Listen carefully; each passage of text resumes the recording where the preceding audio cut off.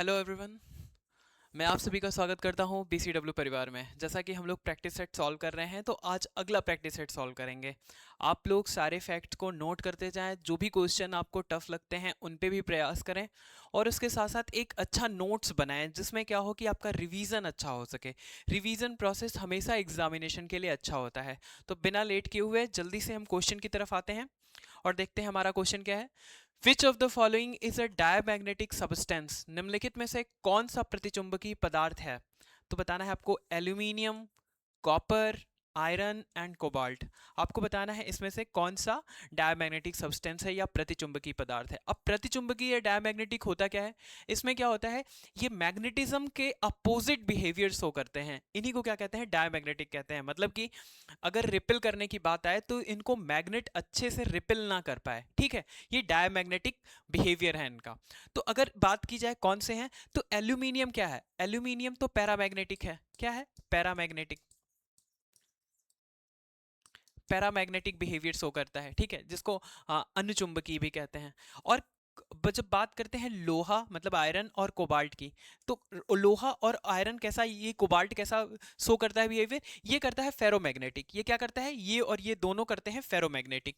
ये क्या करते हैं? फेरोमैग्नेटिक। तो ये जब फेरोमैग्नेटिक कर रहे हैं तो बचता क्या है हमारा? कॉपर। कॉपर क्या है? ये है diamagnetic. Diamagnetic, diamagnetic in behaviour. कौन सा?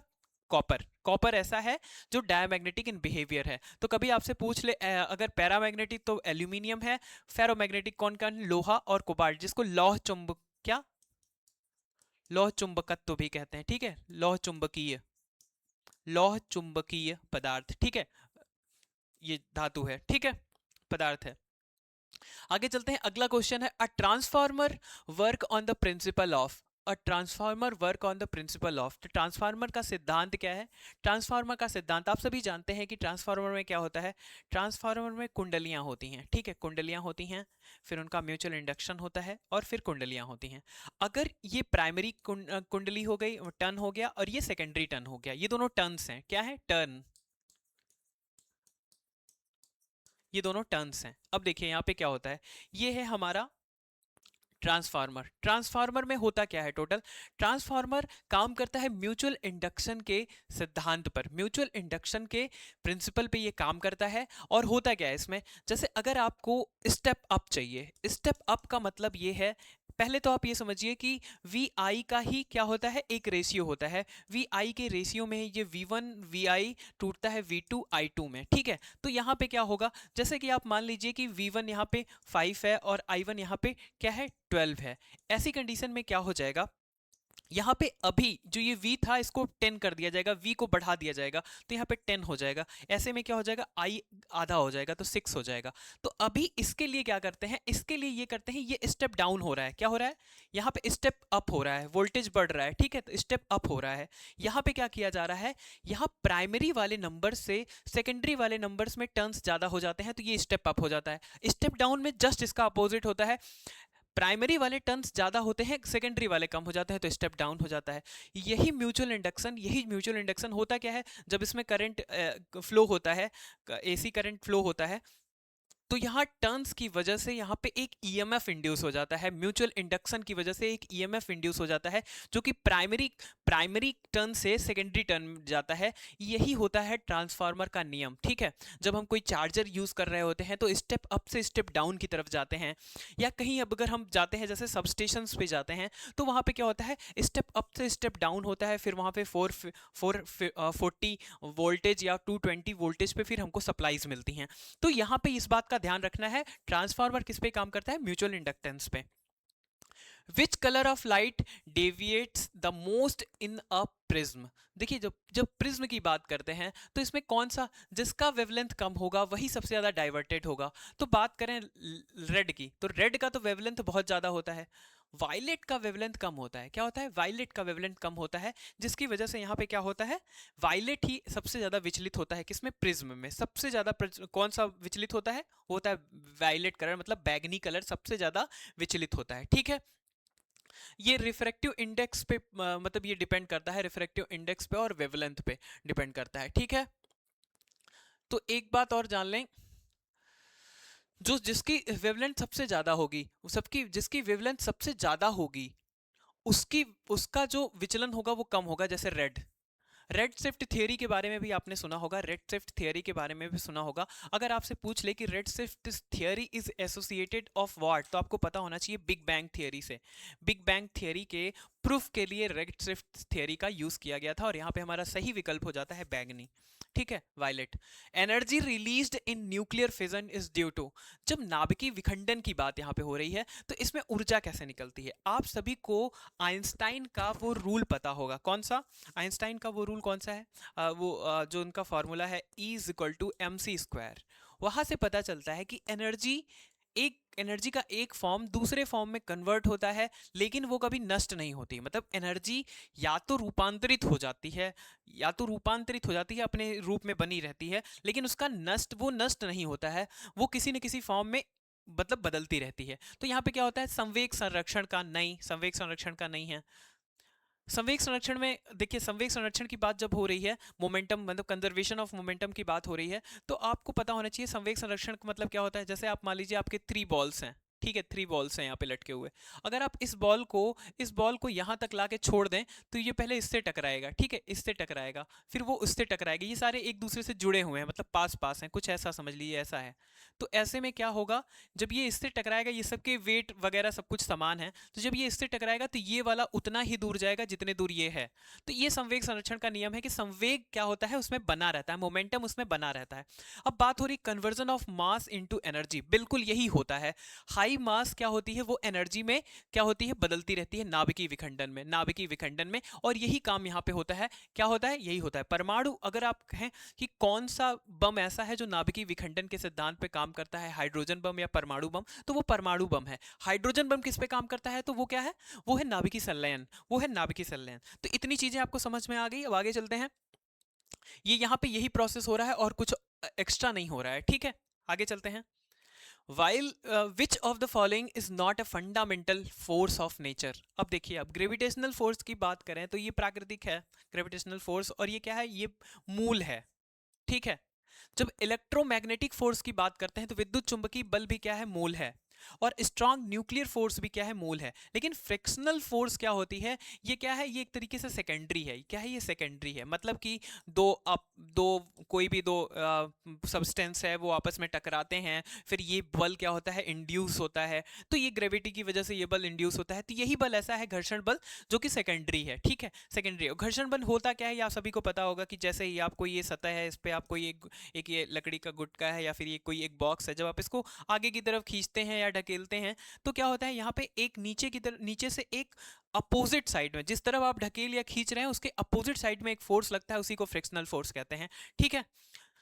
आगे चलते हैं। A heat engine can not B 100% efficient because of what. तो आपको बताना है कि क्यों 100% इफिशियंट नहीं होता है हीट इंजन। एक उष्मा इंजन 100%, 100% दक्ष नहीं हो सकता है, क्योंकि कार्य का निष्पादन नहीं किया जा सकता। A work can not be done, नहीं, ऐसी बात नहीं है। Heat can not be absorb fully, यहाँ एब्जॉर्प्शन की बात ही नहीं हो रही है। Some heat is always rejected to sink, some heat is always rejected to sink, कुछ उष्मा सदैव कम ताप के स्रोत सिंक को त्याग जाती है, मतलब कि खत्म हो जाती है उधर ही। देखिए, मैं आपको बता रहा हूँ, एक उष्मागतिकी का सिद्धांत है। उष्मागतिकी का सिद्धांत है कि मान लीजिए ये निम्न ताप वाला, मतलब कि ये जो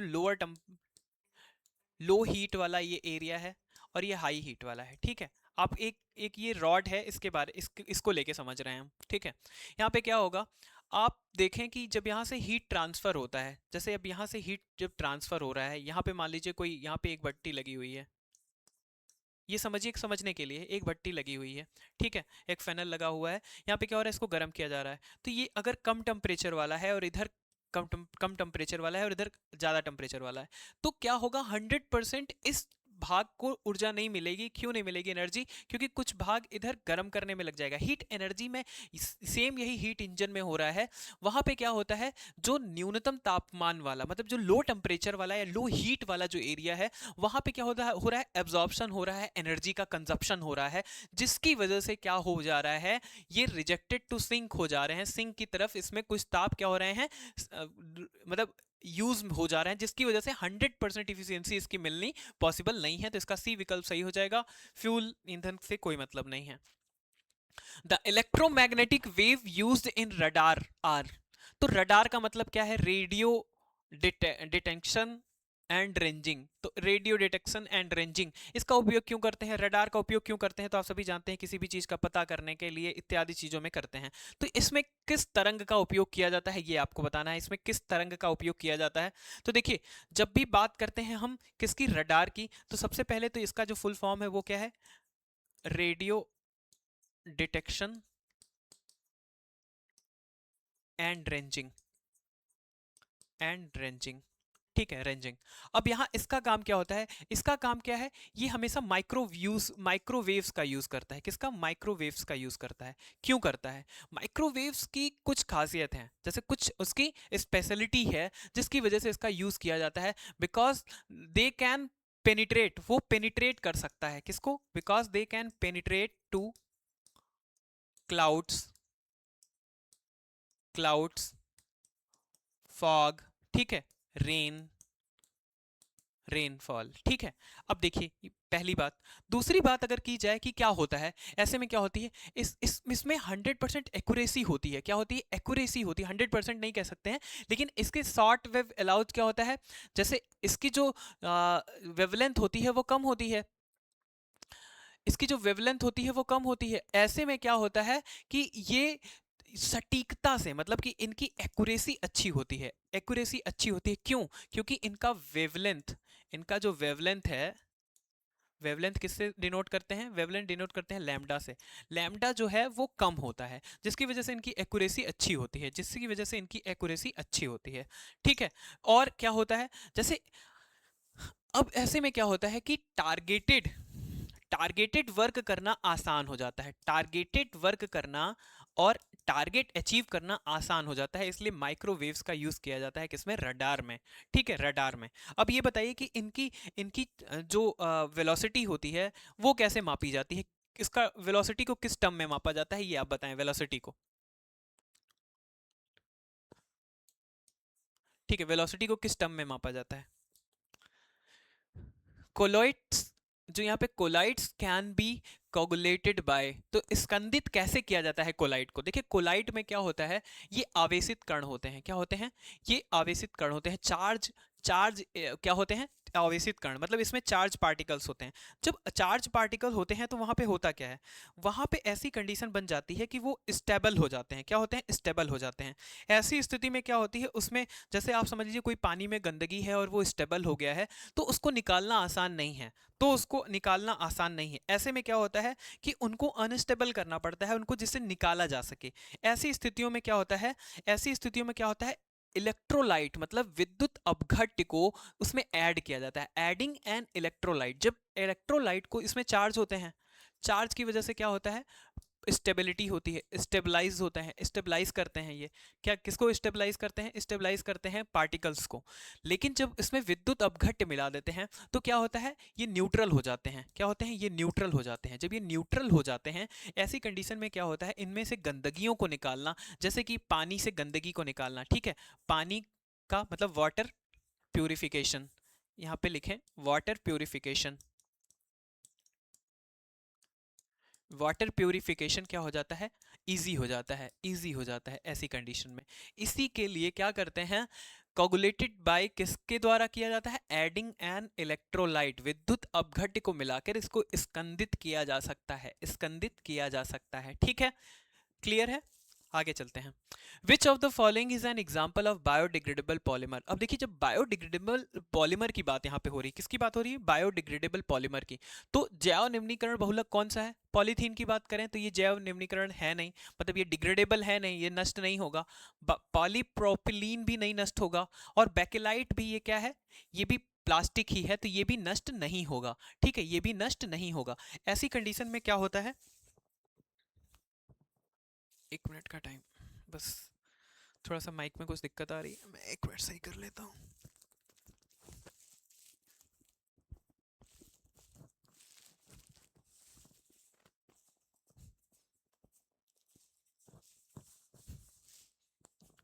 अभी सही है, ठीक है, अभी सही है। तो जब ये भी क्या है, ये भी प्लास्टिक ही है। तो ऐसे में क्या हो जाता है, स्टार्च जो है वो क्या है, बायोडिग्रेडेबल, बायोडिग्रेडेबल, बायोडिग्रेडेबल है। क्या? स्टार्च, स्टार्च की बात होगी तो ये बायोडिग्रेडेबल हो जाएगा यहाँ पे, ठीक है। इस बात को आप ध्यान में रखेंगे कि ये बायोडिग्रेडेबल हो जाएगा, क्योंकि देखिए बेकेलाइट भी थर्मोसेटिंग प्लास्टिक होता है। क्या होता है? Thermosetting plastic.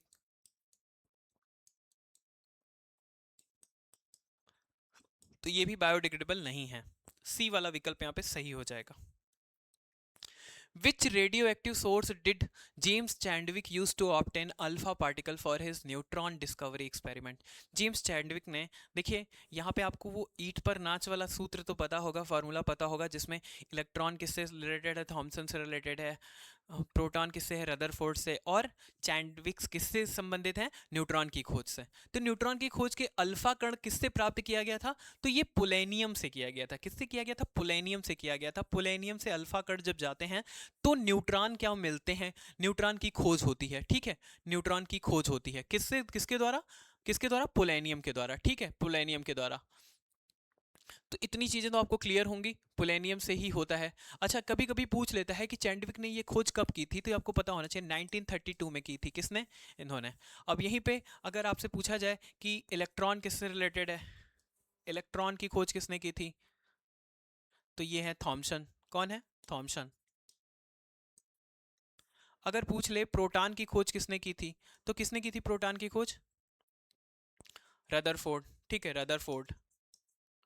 फिर अगर पूछ ले कि न्यूट्रॉन किसने की थी, तो आपको पता है चैडविक, जेम्स चैडविक, ठीक है, जेम्स चैडविक। आगे चलते हैं। Isotopes are atoms of the same element that have. अब देखिए यहाँ पे क्या होता है, जैसे कि बात हो रही है कार्बन 12, कार्बन 14, समस्थानिक की बात हो रही है। समस्थानिक का मतलब है परमाणु क्रमांक एक ही हो। क्या हो? परमाणु क्रमांक, एटॉमिक नंबर। मतलब एटॉमिक नंबर क्या हो? परमाणु क्रमांक या परमाणु संख्या भी इसको कहते हैं, atomic number. Atomic number should be same, ठीक है। ऐसी कंडीशन में atomic number should be same. किसके लिए? समस्थानिक, आइसोटोप्स के लिए, आइसोटोप्स के लिए। लेकिन क्या जो एटॉमिक मास हो वो चेंज हो, एटॉमिक मास चेंज होना चाहिए। मतलब एटॉमिक मास क्या होना चाहिए? वो सेम नहीं होना चाहिए। तो क्या है यहाँ पे? समान द्रव्यमान संख्या लेकिन विभिन्न परमाणु क्रमांक। तो देखिए the same mass number but different, ये नहीं होगा। The same atomic number but different mass number, तो ठीक है, इस पे विचार करते हैं। Different number of proton and electron, the same number of neutron, ये होगा हमारा सही विकल्प बी, ठीक है। तो यहाँ पे जैसे कार्बन 12 की बात हो रही है, कार्बन 14 की बात हो रही है, तो ये समस्थानिक है। सब क्या है? समस्थानिक है, ठीक है।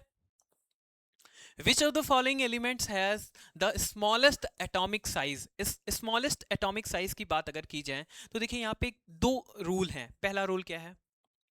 जब पीरियोडिक टेबल में हम किधर जाते हैं? लेफ्ट टू राइट जाते हैं, लेफ्ट टू राइट जाते हैं, राइट जाते हैं, तो ये क्या होता है? ये होता है डिक्रीज, डिक्रीज होता है, ठीक है, डिक्रीज। यहाँ लिखने से अच्छा है कि मैं इसको यहाँ सिंबल लगा दूं। पहला सिंबल डिक्रीज होता है। दूसरा है पीरियोडिक टेबल में जब अप टू डाउन जाते हैं, कब अप टू डाउन जाते हैं तो क्या होता है? तो ये क्या होता है? ये इंक्रीज होता है। मतलब कि जो लास्ट में है, जो लास्ट में है, तो लास्ट में देखिए 17 और 18 की बात होगी, तो 17 पे क्या है? फ्लोरीन है, क्लोरीन है, आयोडीन है, एस्टाडीन है। तो कहने का मतलब ये जो फ्लोरीन, क्लोरीन, ब्रोमीन, आयोडीन, एस्टाडीन यहाँ पे हैं, ये सब ब्रोमीन, आयोडीन, ब्रोमीन, आयोडीन, एस्टाडीन, ये सब क्या है? ये 17 ग्रुप हैं, 17 ग्रुप के हैं। अब 18 में कौन कौन से हैं? हीलियम है, नियॉन है, आर्गन है, ठीक है, ठीक है। तो ये जो है यहाँ पे हीलियम, नियॉन, आर्गन की कहीं बात हुई नहीं है। अब लिथियम कौन से हैं? लिथियम तो पहले में ही आ जाते हैं, ठीक है, पहले दूसरे में ही आ जाते हैं, हीलियम, सोडियम, पोटेशियम। तो यहाँ पे ये तो सबसे पहले आ जाएंगे, ये नहीं होंगे। फ्लोरीन जो होगा वो 17 का है, फ्लोरीन जो 17 का है, इसमें कितने 9 पाए जाते हैं टोटल, तो पहले वाले आउटर मोस्ट में 2, फिर 7, तो ये जो है 9, ये फ्लोरीन, ये क्या है? यही है ऐसे जो कि क्या होते हैं? आकार में सबसे छोटे होते हैं, क्योंकि आकार जो होता है वो ऊपर से नीचे जाने पे बढ़ता है। मतलब क्लोरीन का फ्लोरीन से बड़ा होगा, ब्रोमीन का क्लोरीन से बड़ा होगा, और आयोडीन का ब्रोमीन से बड़ा होगा। यहाँ पे जो फ्लोरीन है वो सबसे लास्ट में और सबसे ऊपर है, तो फ्लोरीन ही हमारा सही हो जाएगा। विच of the following is not a property of solid. Solid की प्रॉपर्टी क्या नहीं, सॉलिड की प्रॉपर्टी क्या होती है? सॉलिड की प्रॉपर्टी ये होती है कि उसका एक डेफिनिट शेप होता है, डेफिनिट शेप होता है और वॉल्यूम होता है, वो चेंज नहीं होता, तो ये हो नहीं सकता। फिर क्या है? स्ट्रॉन्ग इंट्रामोलिक्यूलर फोर्स होते हैं, उसमें जो प्रबल आंतरिक आणविक बल होते हैं जो एक दूसरे को बांधे रखते हैं, जिससे वो क्या होता है, सॉलिड होता है, तो ये भी नहीं होगा। लो काइनेटिक एनर्जी ऑफ पार्टिकल होते हैं, उसमें गतिज ऊर्जा कम होती है, जिसमें गति की संभावनाएं कम होती हैं उनके इलेक्ट्रॉन के पास, तो ऐसे में क्या होता है उनके पार्टिकल में, तो ऐसे में क्या होता है, वो स्थिर बने रहते हैं, तो ये भी नहीं होगा। हाई कंप्रेसिबिलिटी, ये जो संपीड़ितता, उच्च संपीड़ितता है, संपीड़न क्षमता है, ये गैस में पाई जाती है। किसमें? गैस में पाई जाती है, सॉलिड में नहीं, तो यही हमारा सही विकल्प हो जाएगा। ठीक है।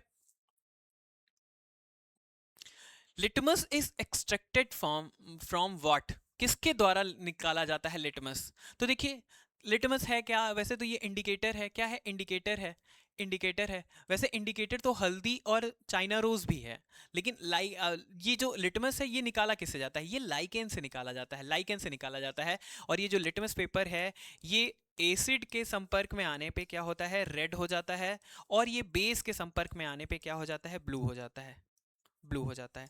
इस बात को आप याद रखेंगे हमेशा, ठीक है? बेस से ब्लू, ए से रेड, एसिड से रेड, ये लाइकेन से बना होता है, ठीक है? लाइकेन से बना होता है। अच्छा, अब ये बताइए कि जब टर्मरिक को एसिड से जोड़ते हैं तो क्या होता है? कमेंट करके बताइए, कमेंट करके बताइए। ठीक है, किस कलर में वो चेंज होता है? पिंक हो जाता है या रेड हो जाता है, कैसा हो जाता है? यहाँ पे कमेंट करके बताइए। ग्रीन तो होगा नहीं, लेकिन फिर भी ग्रीन हो जाता है तो वो भी बताइए। ठीक है, आगे चलते हैं अगले क्वेश्चन पे। Dash in our body is cartilaginous box which helps in sound production. हमारे शरीर में एक क्या है? उपास्थि बॉक्स है जो ध्वनि उत्पादन में सहायता करता है। अब देखिए, ध्वनि उत्पादन की बात हो रही है, जब ध्वनि उत्पादन की बात हो रही है तो किसकी बात होगी यहाँ पे? यहाँ पे बात हो रही है वॉइस बॉक्स की, वॉइस बॉक्स की बात हो रही है। वॉइस बॉक्स किसको कहते हैं? वॉइस बॉक्स कहते हैं स्वर यंत्र या लेरिंक्स को, ठीक है? लेरिंक्स को। अब देखिए, लेरिंक्स क्या होता है? ये वॉइस बॉक्स है। वॉइस बॉक्स का मतलब आपने पुरुषों में देखा होगा कि यहाँ पे ये जो निकला होता है, इसी को वॉइस बॉक्स कहते हैं। इसीलिए ये महिलाओं में अंदर होता है तो उनकी जो आवाज़ होती है वो तीक्ष्ण होती है, लेकिन पुरुषों में क्या होती है? आवाज़ थोड़ी मोटी होती है। कैसे मोटी होती है? क्योंकि ये वॉइस बॉक्स क्या होता है? ज़्यादा परिपक्व होता है, वह ज़्यादा डेवलप होता है, ठीक है? ये पुरुषों में अलग। जैसे क्वेश्चन कभी कभी पूछा जाता है कि weather is there any difference between the female voice box and male voice box? तो definitely there is difference between male voice box and female voice box, क्योंकि देखिए यहाँ पे क्या होता है। अच्छा, आपसे पूछा जाए कि किसकी फ्रीक्वेंसी ज़्यादा होती है, किसकी फ्रीक्वेंसी ज़्यादा होती है, महिलाओं की या पुरुषों की? कमेंट करके बताइए। साथ ही ये भी जान लीजिए कि उपास्थि बॉक्स ये जो है ये रिलेटेड है किससे? लेरिंक्स से, ठीक है? अब देखिए, जैसे यहाँ पे बात की जाए, ये एलुवेल, ये जो एल्यूवेयोली है, ये किससे रिलेटेड है? तो ये मैंने आपको बताया था, ये ऑक्सीजन और CO2 के ट्रांसफर क्या है? ट्रांसफर से संबंधित है। तो कहाँ से रिलेटेड है? हर्ट से रिलेटेड है, हर्ट से रिलेटेड है, ठीक है? अब यहीं पे अगर आपसे पूछा जाए एपिग्लॉटिस क्या होता है, तो एपिग्लॉटिस क्या होता है? तो एपिग्लॉटिस वो होता है जहाँ से ये डिसाइड होता है कि अभी हम खाना खा रहे हैं या बोल रहे हैं। जैसे हम कुछ खाते हैं तो एक तरीके का एपिग्लॉटिस खुल जाता है, तो वो उसका ढक्कन जब खुलता है तो खाना अंदर चला जाता है। जब हम बात कर रहे होते हैं तो दूसरा ढक्कन खुला रहता है। तो आप सोचिए ना कि एक ही नली से हम बोलते भी हैं और खाना भी खा रहे हैं, वो भी नीचे जा रहा है, तो मतलब हमारे स्टमक तक पहुंच रहा है, नीचे तक पहुंच रहा है, तो वो भी एपिग्लॉटिस का ही काम है, जिसकी वजह से ये हो पाता है। मतलब हम डिसाइड कर लेते हैं अभी बोलना है कि खाना खाना है। इसी लोग लोग कहते हैं कि खाना खाते समय बोलना नहीं चाहिए, नहीं तो क्या होता है, कभी कभी दिक्कत हो जाती है, हो जाता है कभी कभी। तो ये काम किसका है? एपिग्लॉटिस का है, ठीक है? अब चलते हैं, which of the following plays an important role in regulating the amount of light entering into eyes. अब देखिए, जैसे ये आपकी आंख है, ज़्यादा अच्छी आंख तो नहीं बना पाऊंगा मैं, लेकिन ट्राई करता हूँ कि थोड़ा सा।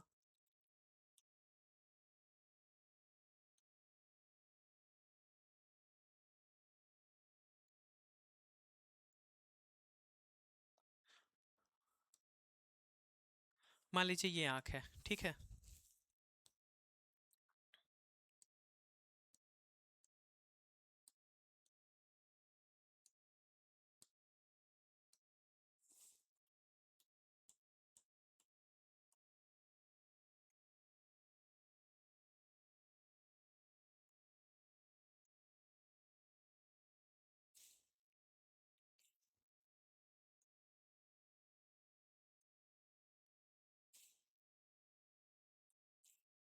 मैं बता रहा हूँ कुछ आपको, थोड़ा ध्यान रखिए।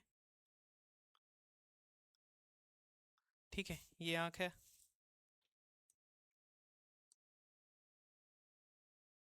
मान लीजिए ये आँख है। ठीक है, अब यहाँ पे क्या होता है, ये जो ब्लैक वाला पार्ट आप देख रहे हैं, यहाँ पे जो ये ब्लैक वाला पार्ट आप देख रहे हैं, यहाँ पे क्या होता है, ये ब्लैक वाला पार्ट जो है यहाँ पे, यही क्या होता है, ये कॉन्ट्रैक्ट करता है, डायलेट करता है, ये सिकुड़ता है और फैलता है। तो ये क्या होता है, जब ये कॉन्ट्रैक्ट करता है तो लाइट जब ज़्यादा आ रही होती है तो ये सिकुड़ जाता है, जिससे ज़्यादा लाइट अंदर ना आ पाए। लेकिन जब कम लाइट आती है तो ये फैल जाता है। तो ऐसे में क्या होता है, ये लाइट को कंट्रोल कौन कर रहा है, यही कर रहा है। इसको क्या कहते हैं, पेपिल कहते हैं। क्या कहते हैं, पेपिल कहते हैं इसको, पेपिल कहते हैं इसको। ठीक है, क्या कहते हैं इसको, पेपिल कहते हैं इसको।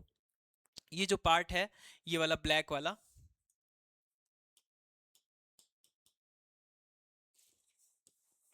ये जो ब्लैक वाला पार्ट है इसी को पपिल कहते हैं। ठीक है, पपिल कहते हैं, पुतली। ठीक है, इसी से क्या होता है, इसी की वजह से जो लाइट एंटरिंग इनटू आईज होती है, इसका कंट्रोल होता है। क्या होता है, रेगुलेटिंग, रिलेटन मतलब रेगुलेशन होता है, रेगुलेटिंग होता है कि लाइट कितनी अंदर जानी चाहिए, कितनी नहीं जानी चाहिए, ये पपिल करता है। ठीक है, आगे चलते हैं।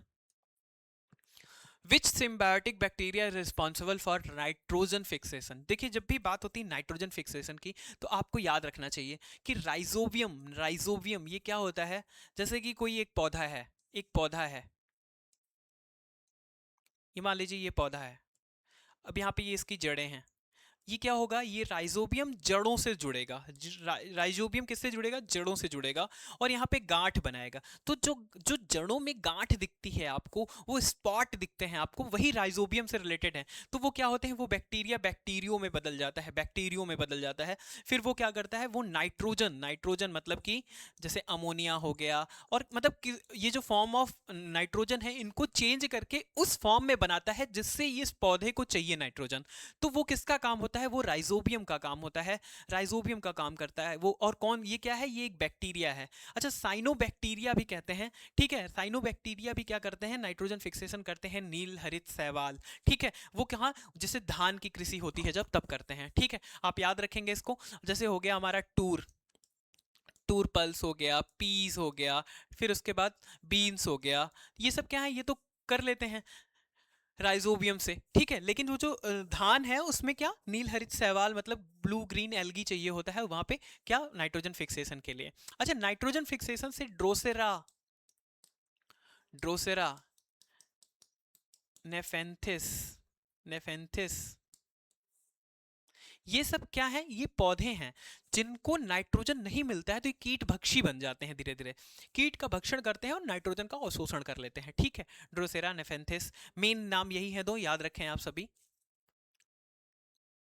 अच्छा, लैक्टोबैसिलस किससे रिलेटेड है, क्या ये दही से रिलेटेड है, कमेंट करके बताइए। ठीक है, और एजेटोबैक्टर किससे है, ये भी कमेंट करके बताइए। ठीक है, in the plant kingdom fungi belongs to which group. तो ये जो फन है वो किस से बिलोंग करता है, तो देखिए जो फन होते हैं इसका मतलब क्या है, इसमें जो मॉसेस होते हैं, मॉसेस से ही क्या होता है, ये मॉसेस से ही क्या होता है, इसका क्या होता है, डेवलपमेंट होता है। इसमें ना बीज होते हैं ना फल होते हैं। ये रिलेटेड है टेरिडोफाइटा से। किससे रिलेटेड है ये, टेरिडोफाइटा से रिलेटेड होता है ये। इसको एकदम अच्छे से ध्यान रखेंगे आप, यहाँ पे कोई कंफ्यूजन आपको नहीं होनी चाहिए, क्योंकि क्या होता है ना, कभी कभी ये भी क्वेश्चन आ जाता है, तो लोगों को कंफ्यूजन होती है कि कैसे टेरिडोफाइटा है ये, फर्न क्या होते हैं, ये कैसे डेवलप होते हैं। ये जो फर्न होते हैं ये डेवलप होते हैं किसके द्वारा, मैंने आपको बताया कि ये जो फन होते हैं ये इसके क्या मोलेस होते हैं, उसी से ये डेवलप हो जाते हैं। ये इसमें ना बीज पाया जाता है ना फल पाया जाता है, तो ये सारी चीज़ें इसमें नहीं पाई जाती हैं। ठीक है, किससे रिलेटेड है, टेरिडोफाइटा, टेरिडोफाइटा से। अच्छा, अगर मॉस की बात करें तो मॉस किससे रिलेटेड है, मॉसेस, तो ये मॉस रिलेटेड है, मॉस रिलेटेड है किससे, ऐसे लिख देता हूँ, मॉस, वो किससे रिलेटेड है, थैलोफाइटा से है कि ब्रायोफाइटा से, कमेंट करके बताइए। ठीक है, कमेंट करके बताइए जल्दी, इंपॉर्टेंट है। इतनी चीजें तो आपको समझ में आ गई होंगी, इतनी चीजें तो आपको समझ में आ गई होंगी। ठीक है, आगे चलते हैं। ये क्या है, identify the algae that is not marine algae. तो जो समुद्री शैवाल नहीं है उसके बारे में देखिए। सार्गेसम, जो सार्गेसम सी है, जो नॉर्थ अटलांटिक में पाया जाता है, वो सार्गेसम शैवाल की वजह से इसका नाम सार्गेसो सी पड़ा हुआ है, ठीक है। तो वो मतलब ये समुद्री शैवाल है। लेमिनेरिया भी समुद्री शैवाल है, और प्रोरफेरा भी समुद्री शैवाल है। जो क्लोरेला है ये ताजे पानी में पाया जाता है, जहाँ पे क्या, जहाँ पे सलाइन वाटर नहीं पाया जाता। क्लोरेला, क्लोरेला इसको ऐसे ही रट लीजिए। क्लोरेला एक ऐसा शैवाल है जो ऐसा शैवाल है जो फ्रेश वाटर में पाया जाता है। अच्छा एक बात और, जैसे अगर ब्रैकिस वाटर की बात की जाए, ब्रैकिस वाटर की बात की जाए, तो आप यहीं पे बता दीजिए ब्रैकिस वाटर की जब बात होती है तो ब्रैकिस वाटर के मामले में भारत की सबसे बड़ी लगून झील कौन सी है। जैसे यहाँ पे सलाइन वाटर आ गया तो मुझे ब्रैकिस वाटर, अच्छा ब्रैकिस वाटर मतलब होता क्या है, ब्रैकिस वाटर मतलब फ्रेश वाटर, फ्रेश वाटर और सलाइन वाटर, सलाइन वाटर दोनों का क्या होता है, मिक्सचर होता है, मिंगल होता है, वो मिक्सचर होता है, उसी को ब्रैकिस वाटर कहते हैं, ठीक है। आगे चलते हैं। What type of disease are, क्या होता है, टाइफाइड एंड टीबी। तो जो टाइफाइड और टीबी की बीमारी है वो किससे होती है। तो देखिए अगर टाइफाइड और टीबी की बीमारी की बात करें, बैक्टीरिया से होती है, वायरल विषाणु या प्रोटोजोआ या फंगल, ये कैसे होते हैं आपको बताना है। तो देखिए टीबी जो होता है वो बैक्टीरिया होता है या प्रोटोजोआ या फंगल होते हैं। तो वो बैक्टीरिया ट्यूबरकुलोसिस जो होता है वो किसके द्वारा होता है, ये आपको बताना है, ये आपको बताना है, जल्दी बताइए। अच्छा एक चीज का आप यहाँ पे ध्यान रखेंगे, एक चीज का आप यहाँ पे ध्यान रखेंगे कि देखिए जो बैक्टीरिया होता है उससे कई रोग होते हैं, और जैसे वायरल फीवर वगैरह जो है विषाणु जनित उसके कुछ क्या है, जैसे विषाणु के एक सबसे मतलब एक इसके ड्रॉबैक्स हैं कि बिना होस्ट के ये डेवलप होते ही नहीं है, बिना होस्ट के ये डेवलप होते ही नहीं है। कौन, विषाणु, ये जो वायरस है, विषाणु के लिए इसमें ना क्या होती है, डेवलप न्यूक्ली नहीं पाई जाती है, जिसकी वजह से इनमें डेवलपमेंट के लिए एक होस्ट की जरूरत पड़ती है, ठीक है। कुछ जायंट वायरसेस हैं, कुछ जायंट जायंट जिसे मीमी वायरस, जो क्या होते हैं, होस्ट की कम एनर्जी कंज्यूम करते हैं लेकिन डेवलप हो जाते हैं, लेकिन उनके लिए भी होस्ट जरूरी होता है। तो वो क्या है, बैक्टीरिया होते हैं। सबसे पहले आप ये जान लें, बैक्टीरिया होते हैं जो टाइफाइड और टीबी के लिए जिम्मेदार हैं। अब क्या, निम्नलिखित में से कौन सा विटामिन रक्त का थक्का जमने में सहायता करता है, मतलब vitamin helps in clotting of bloods. तो क्या है, विटामिन ए, ये तो रेटिनॉल है, क्या है, रेटिनॉल है। जब रेटिनॉल की बात करते हैं, ये रेटिनॉल है। रेटिनॉल किससे होता है, नाइट ब्लाइंडनेस से, नाइट ब्लाइंडनेस से, नाइट ब्लाइंडनेस से। विटामिन बी की बात करें तो विटामिन बी का कोई एक विटामिन तो है नहीं, इसका जैसे B1, B2, B3, B5, B6, B7, B9 और B12, तो ये सब हैं। विटामिन डी की बात करें तो कैल्सीफेरॉल, कैल्सीफेरॉल, ठीक है, कैल्सीफेरॉल, कैल्सीफेरॉल ये किसके, ये रिकेट्स के लिए होते हैं, रिकेट्स के लिए जिम्मेदार होते हैं। विटामिन के जो होता है, विटामिन के जो होता है, फाइलोक्विनोन कहते हैं इसको, क्या कहते हैं, फाइलोक्विनोन, फाइलोक्विनोन, फाइलोक्विनोन कहते हैं इसको। ये रक्त के थक्का जमने के लिए जिम्मेदार है। इसकी कमी से क्या हो जाता है, रक्त का थक्का जमना बंद हो जाता है, जिससे रक्त का प्रवाह बढ़ने लग जाता है, मतलब ब्लड क्लॉटिंग नहीं होती है, क्लॉटिंग ऑफ ब्लड पॉसिबल नहीं हो पाता है इसकी वजह से। अब देखिए विटामिन बी की बात करें तो B1 को क्या कहते हैं, थायमिन कहते हैं, क्या कहते हैं, थायमिन। B2 को क्या कहते हैं, B2 को राइबोफ्लोमिन कहते हैं, राइबोफ्लोमिन कहते हैं। B3 को नियासिन कहते हैं। B5 को पेंथेटिक एसिड कहते हैं। B6 को पायरिडॉक्सिन कहते हैं। B7 को बायोटीन कहते हैं। B9 को क्या, फ्लोरेट कहते हैं। B12 को कौन सा कोबालमिन कहते हैं, साइनोकोबालमिन कहते हैं, साइनोकोबालमिन कहते हैं, ठीक है। तो आपको पता होना चाहिए ये इनके रूप हैं, ठीक है। आगे चलते हैं। यहाँ पे मैंने सबका बता दिया, के का फाइलोक्विनोन है, डी का कैल्सीफेरॉल है, ए का रेटिनॉल है, ठीक है। आगे चलते हैं। Which Indian state was the first to sign subsidiary alliance in 1798। तो सब्सिडरी अलायंस जो लॉर्ड वेलेस्ली वाला था वो किसने किया था, वो किसने किया था, तो आपको बताना है वो किसने किया था, जल्दी बताइए। ये लॉर्ड वेलेस्ली वाले की ही बात हो रही है, गवर्नर जनरल जो लॉर्ड वेलेस्ली थे, ये किसके किसके बीच हुआ था। तो सबसे पहला जो हस्ताक्षर करने वाला राज्य था वो था हैदराबाद, निजाम उल मुल्क वाला हैदराबाद, ठीक है, उसी ने सबसे पहले किया था हस्ताक्षर, ठीक है। किसके किसके बीच हुआ था, निजाम उल मुल्क और लॉर्ड वेलेस्ली के बीच। कब हुआ था, इसमें दिया ही हुआ है 1798। क्या है, which Indian queen was denied her adopted sons right to rule to the doctrine of lapse, व्यपगत का सिद्धांत। व्यपगत के सिद्धांत की बात जब करें तो कौन वंचित कर दिया गया था उन शासन व्यवस्था के लिए, तो रानी लक्ष्मीबाई। ठीक है, रानी लक्ष्मीबाई। ठीक है, इसी इसके बाद ही इन्होंने क्या किया था, 1900 जो 1857 की क्रांति थी उसमें क्या हुआ, 1857 की क्रांति में इन्होंने भाग लिया था। और ये कब की घटना है, 1853 में जब इनके हस्बैंड की डेथ हो गई, इसके बाद इन्होंने एक संतान को गोद लिया था, लेकिन इन्होंने मना कर दिया था। तो ये इसका सही विकल्प ए हो जाएगा। Which institution was associated with young Bengal movement. Young Bengal movement की बात अगर करें तो 19th सेंचुरी का ये क्या है, मूवमेंट है। और ये किससे रिलेटेड है, हिंदू कॉलेज ऑफ कैलकाटा, इससे रिलेटेड है। अच्छा, ये किससे रिलेटेड है, ये कौन थे, विवियन डिरीजियो, विवियन डिरीजियो। ठीक है, हेनरी विवियन डिरीजियो, इन्हीं से रिलेटेड था। इन्होंने ही इसको क्या किया था, रेगुलेट किया था। और स्वतंत्रता को लेके, न्यायिक व्यवस्था को लेके, न्याय को लेके क्या किया गया था, ये एक यंग बंगाल आंदोलन, इस मतलब आंदोलन से संबंधित था ये कॉलेज। ठीक है, आगे चलते हैं। Which trio is famous associated with a militant nationalist movement.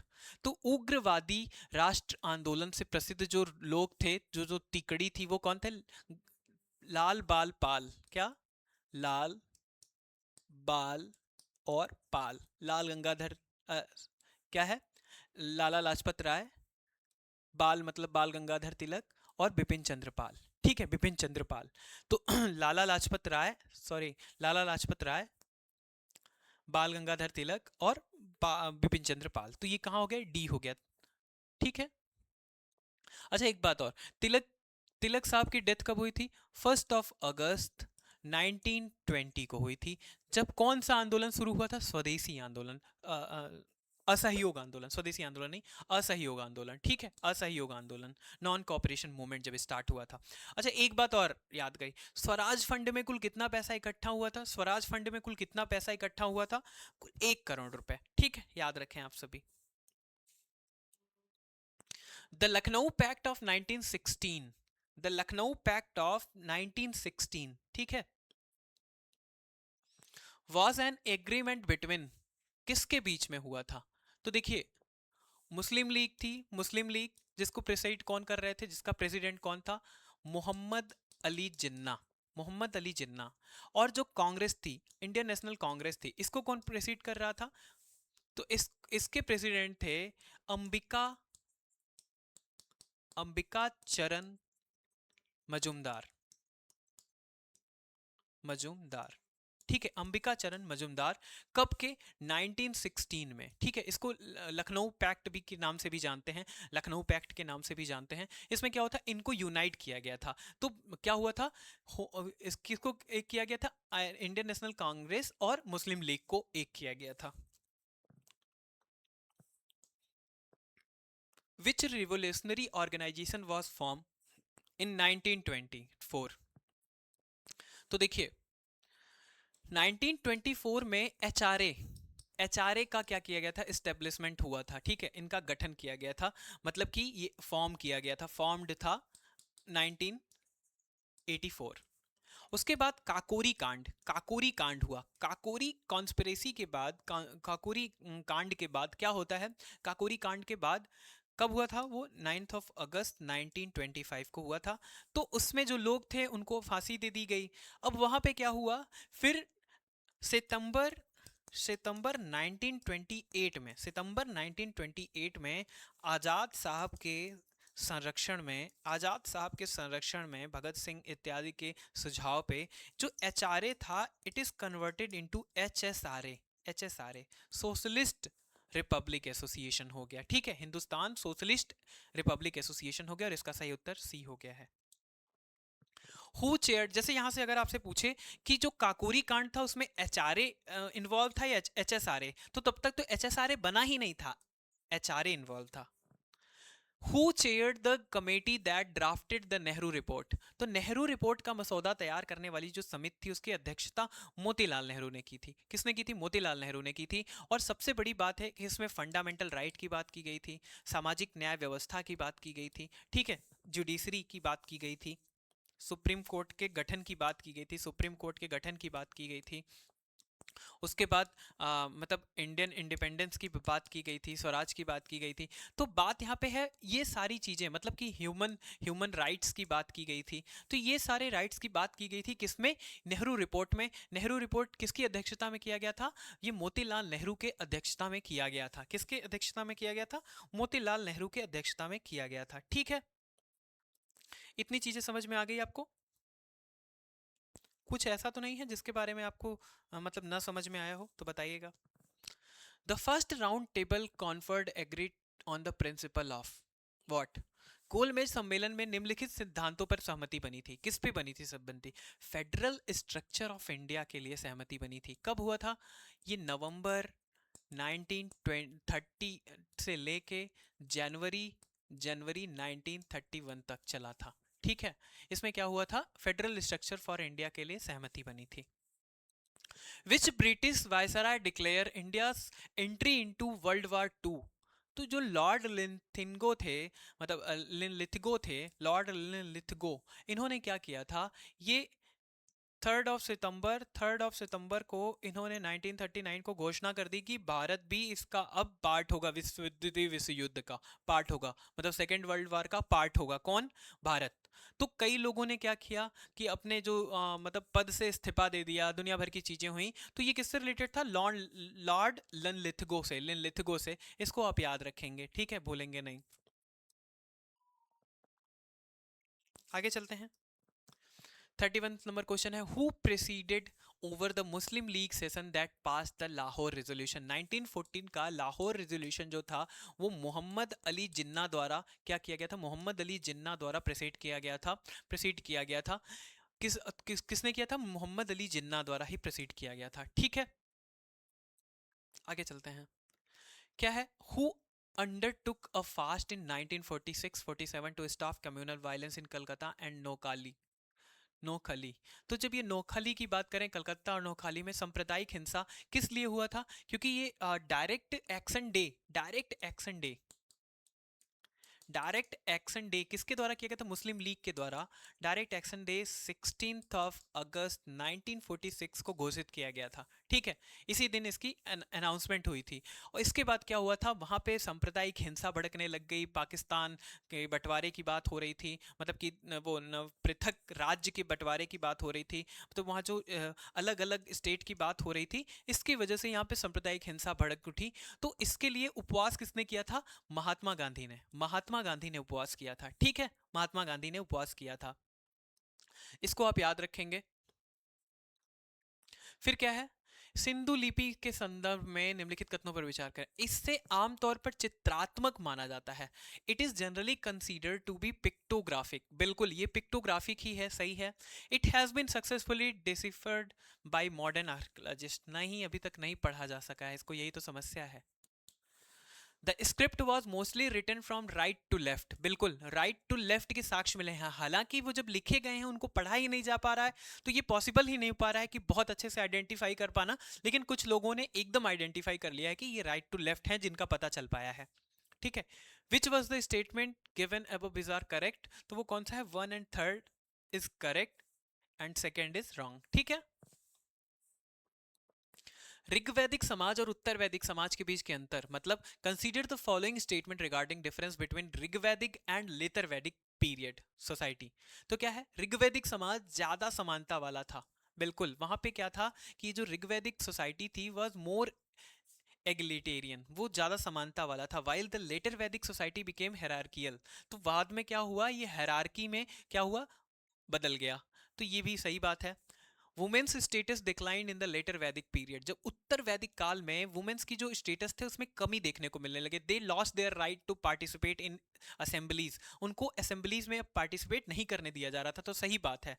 In the later Vedic period kingship because hereditary and was often supported by religious justification. तो बिल्कुल ऐसा ही हुआ कि वहाँ पे वंशानुगत वाली प्रणाली विकसित होने लग गई।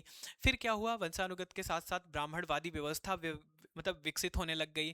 तो ये वाली बात भी सही है। Hence 1 and 2 all are 1, 2 and 3 all are correct. अब विहार की बात करें तो विहार से क्या अभिप्राय है। देखिए, बौद्ध धर्म से ही संबंधित है विहार, और बिहार का ही अपभ्रंश रूप है बिहार। जो बिहार अभी हम कहते हैं वो अपभ्रंश है विहार का ही, ठीक है। वहां पे विहार की संख्या ज्यादा थी, इसीलिए उसको कहते हैं। वो रिलेटेड था मठ से। मठ से मतलब जो ये वहाँ के बौद्ध भिक्षु थे उनके रहने का वो स्थान, वही था मठ। अब देखिए, जैसे यहाँ पे अगर आपसे पूछा जाए कि दुनिया का सबसे बड़ा जो मतलब ये जो सबसे बड़ा मंदिर परिसर है वो कौन सा है, तो मठ है, वो कौन सा है। तो अगर इसकी बात कर लें तो ये कौन सा है, ये है इंडोनेशिया के जावा में बोरो। अच्छे से देखिएगा, नाम एकदम याद रखिएगा, बोरो बुदुर।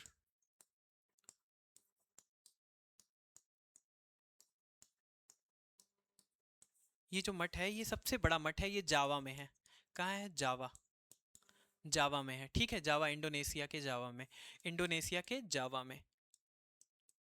अब बात करें अगर कि सबसे बड़ा स्तूप कहाँ है, तो केसरिया स्तूप, चंपारण का जो केसरिया स्तूप है, केसरिया स्तूप, वो सबसे बड़ा स्तूप है भारत का, ठीक है, विश्व का भी। तो इसके बारे में आपने जान लिया, ये मठ है।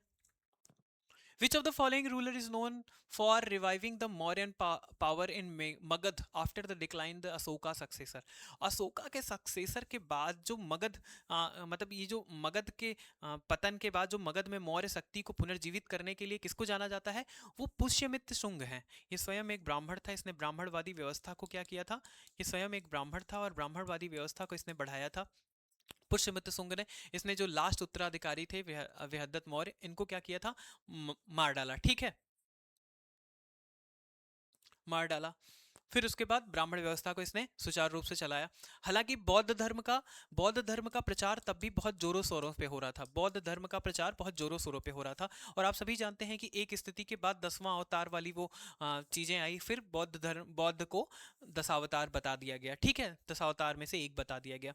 तो आप जान लीजिए पुष्यमित्र शुंग थे। कौन था, पुष्यमित्र शुंग थे, इसको आप ध्यान में रखेंगे। अब क्या है, उत्तर गुप्त काल के सिक्कों के साथ क्या हुआ था, सिक्कों का क्या हुआ था। जब तक चंद्रगुप्त मौर्य प्रथम, द्वितीय और समुद्रगुप्त जब तक ये लोग थे, तब तक क्या था कि स्वर्ण, पर्याप्त मात्रा में स्वर्ण जारी किए जा रहे थे।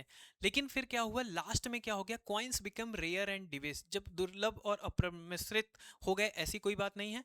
यूज फॉर फॉरेन कॉइन्स इंक्रीड, ऐसा भी नई बात है। कॉइन्स बिकेम आर्टिस्टिक, सिक्के कलात्मक हो गए, और दुर्लभ और बिकेम रेयर एंड अधिक स्वर्ण जारी किए गए। उत्तर गुप्त काल मतलब लास्ट में, स्टार्टिंग में तो जारी किए गए थे लेकिन इसमें नहीं किए गए थे। फिर क्या है, use of foreign coins increased, विदेशी सिक्कों का उपयोग बढ़ने लग गया, विदेशी सिक्कों का उपयोग जो था वो बढ़ने लग गया, यहाँ पे ये कहा जा रहा है। उसके बाद क्या है, coins became artistic, coins became artistic. तो जहाँ तक मुझे लग रहा है इसका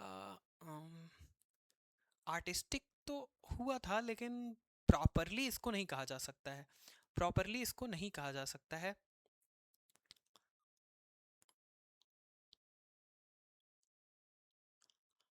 ऐसी स्थिति में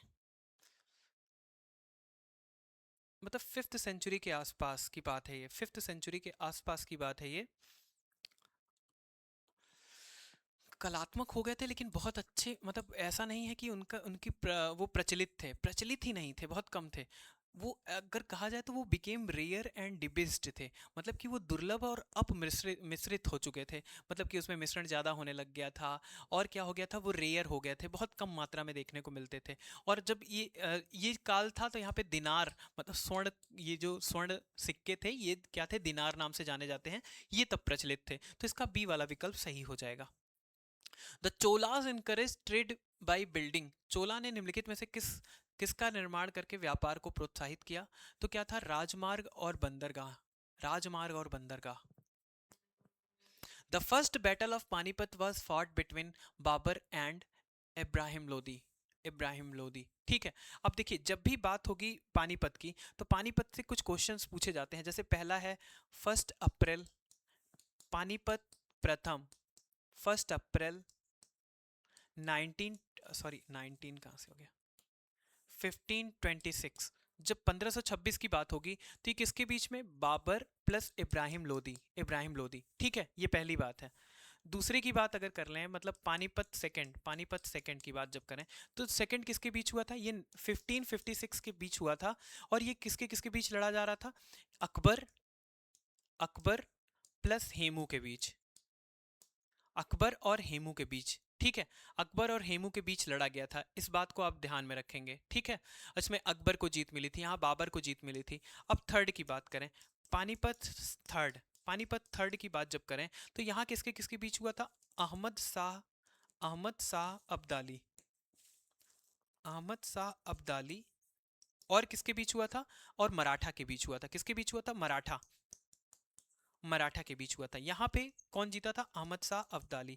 यहीं से फिर ब्रिटिश ने क्या किया, ओवरटेक कर लिया था मराठा के हारने पे, ठीक है, मराठा के हारने पे। अच्छा, यहाँ पूछा जाता है कि ये कब हुआ था, तो ये 1761 में हुआ था। 1764 में ब्रिटिश का बक्सर का युद्ध हुआ था। तो आप इसको ध्यान में रखेंगे। Sher Shah land revenue reform were based on a new scientific method of measuring land.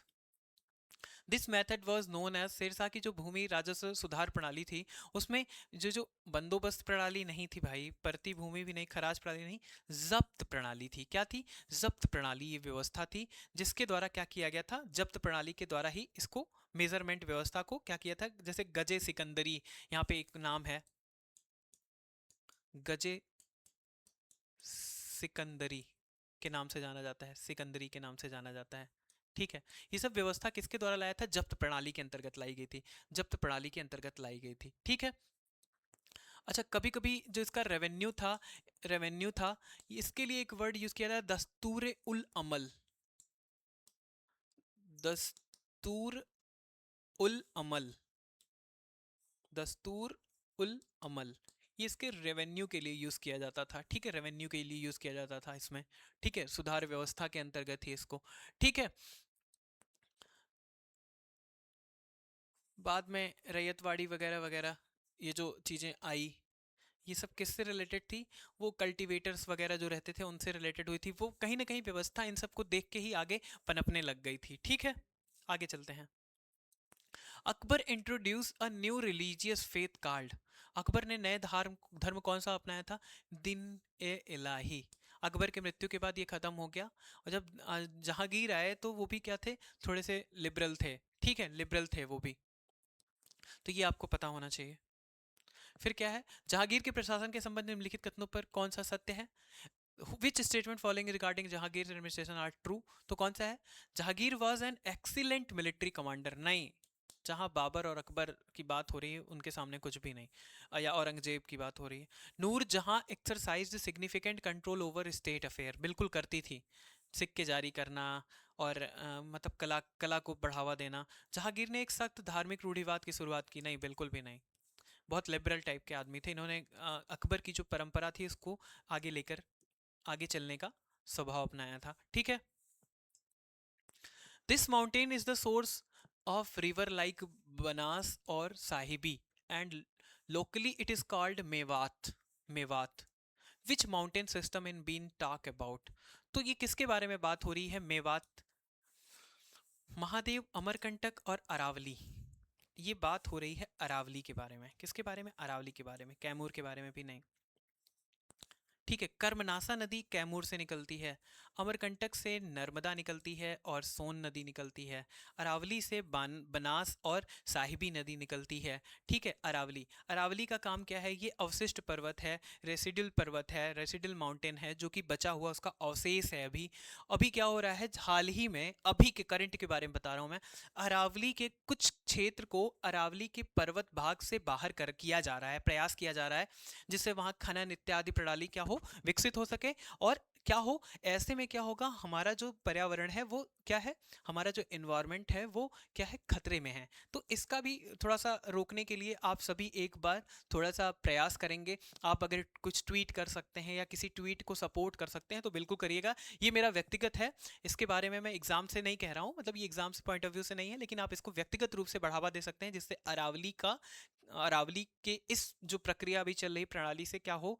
उनसे थोड़ा सा सहयोग मिल सके हम लोग के काम से, जिससे वहाँ पे अत्यधिक खनन इत्यादि जो दुर्व्यवस्था है उसको बढ़ावा न मिले। ठीक है, तो इसके बारे में आप ध्यान रखें। यहाँ अरावली सही होगा। अगर अरावली की बात करें तो गुरु शिखर इसकी सबसे ऊंची चोटी है, जिसकी ऊंचाई कितनी है, 17। इसकी जो पीक हाईएस्ट पीक है वो गुरु शिखर है, और उसकी जो हाइट है वो कितनी है, 1722 मीटर, 1722 मीटर। ठीक है, कैमूर से कौन सी नदी निकलती है, तो वो कर्मनासा नदी है। ठीक है, आगे चलते हैं।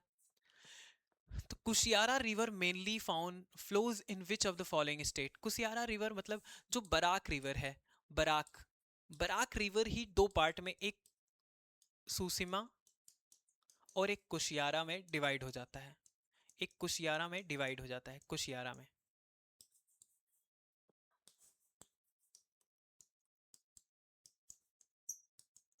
कुसियारा में डिवाइड हो जाता है। ठीक है, बाद में कुसियारा ही आगे जाके फिर जुड़ के किससे, मेघना नदी में मिल जाती है, मेघना नदी मिल जाती है बांग्लादेश में।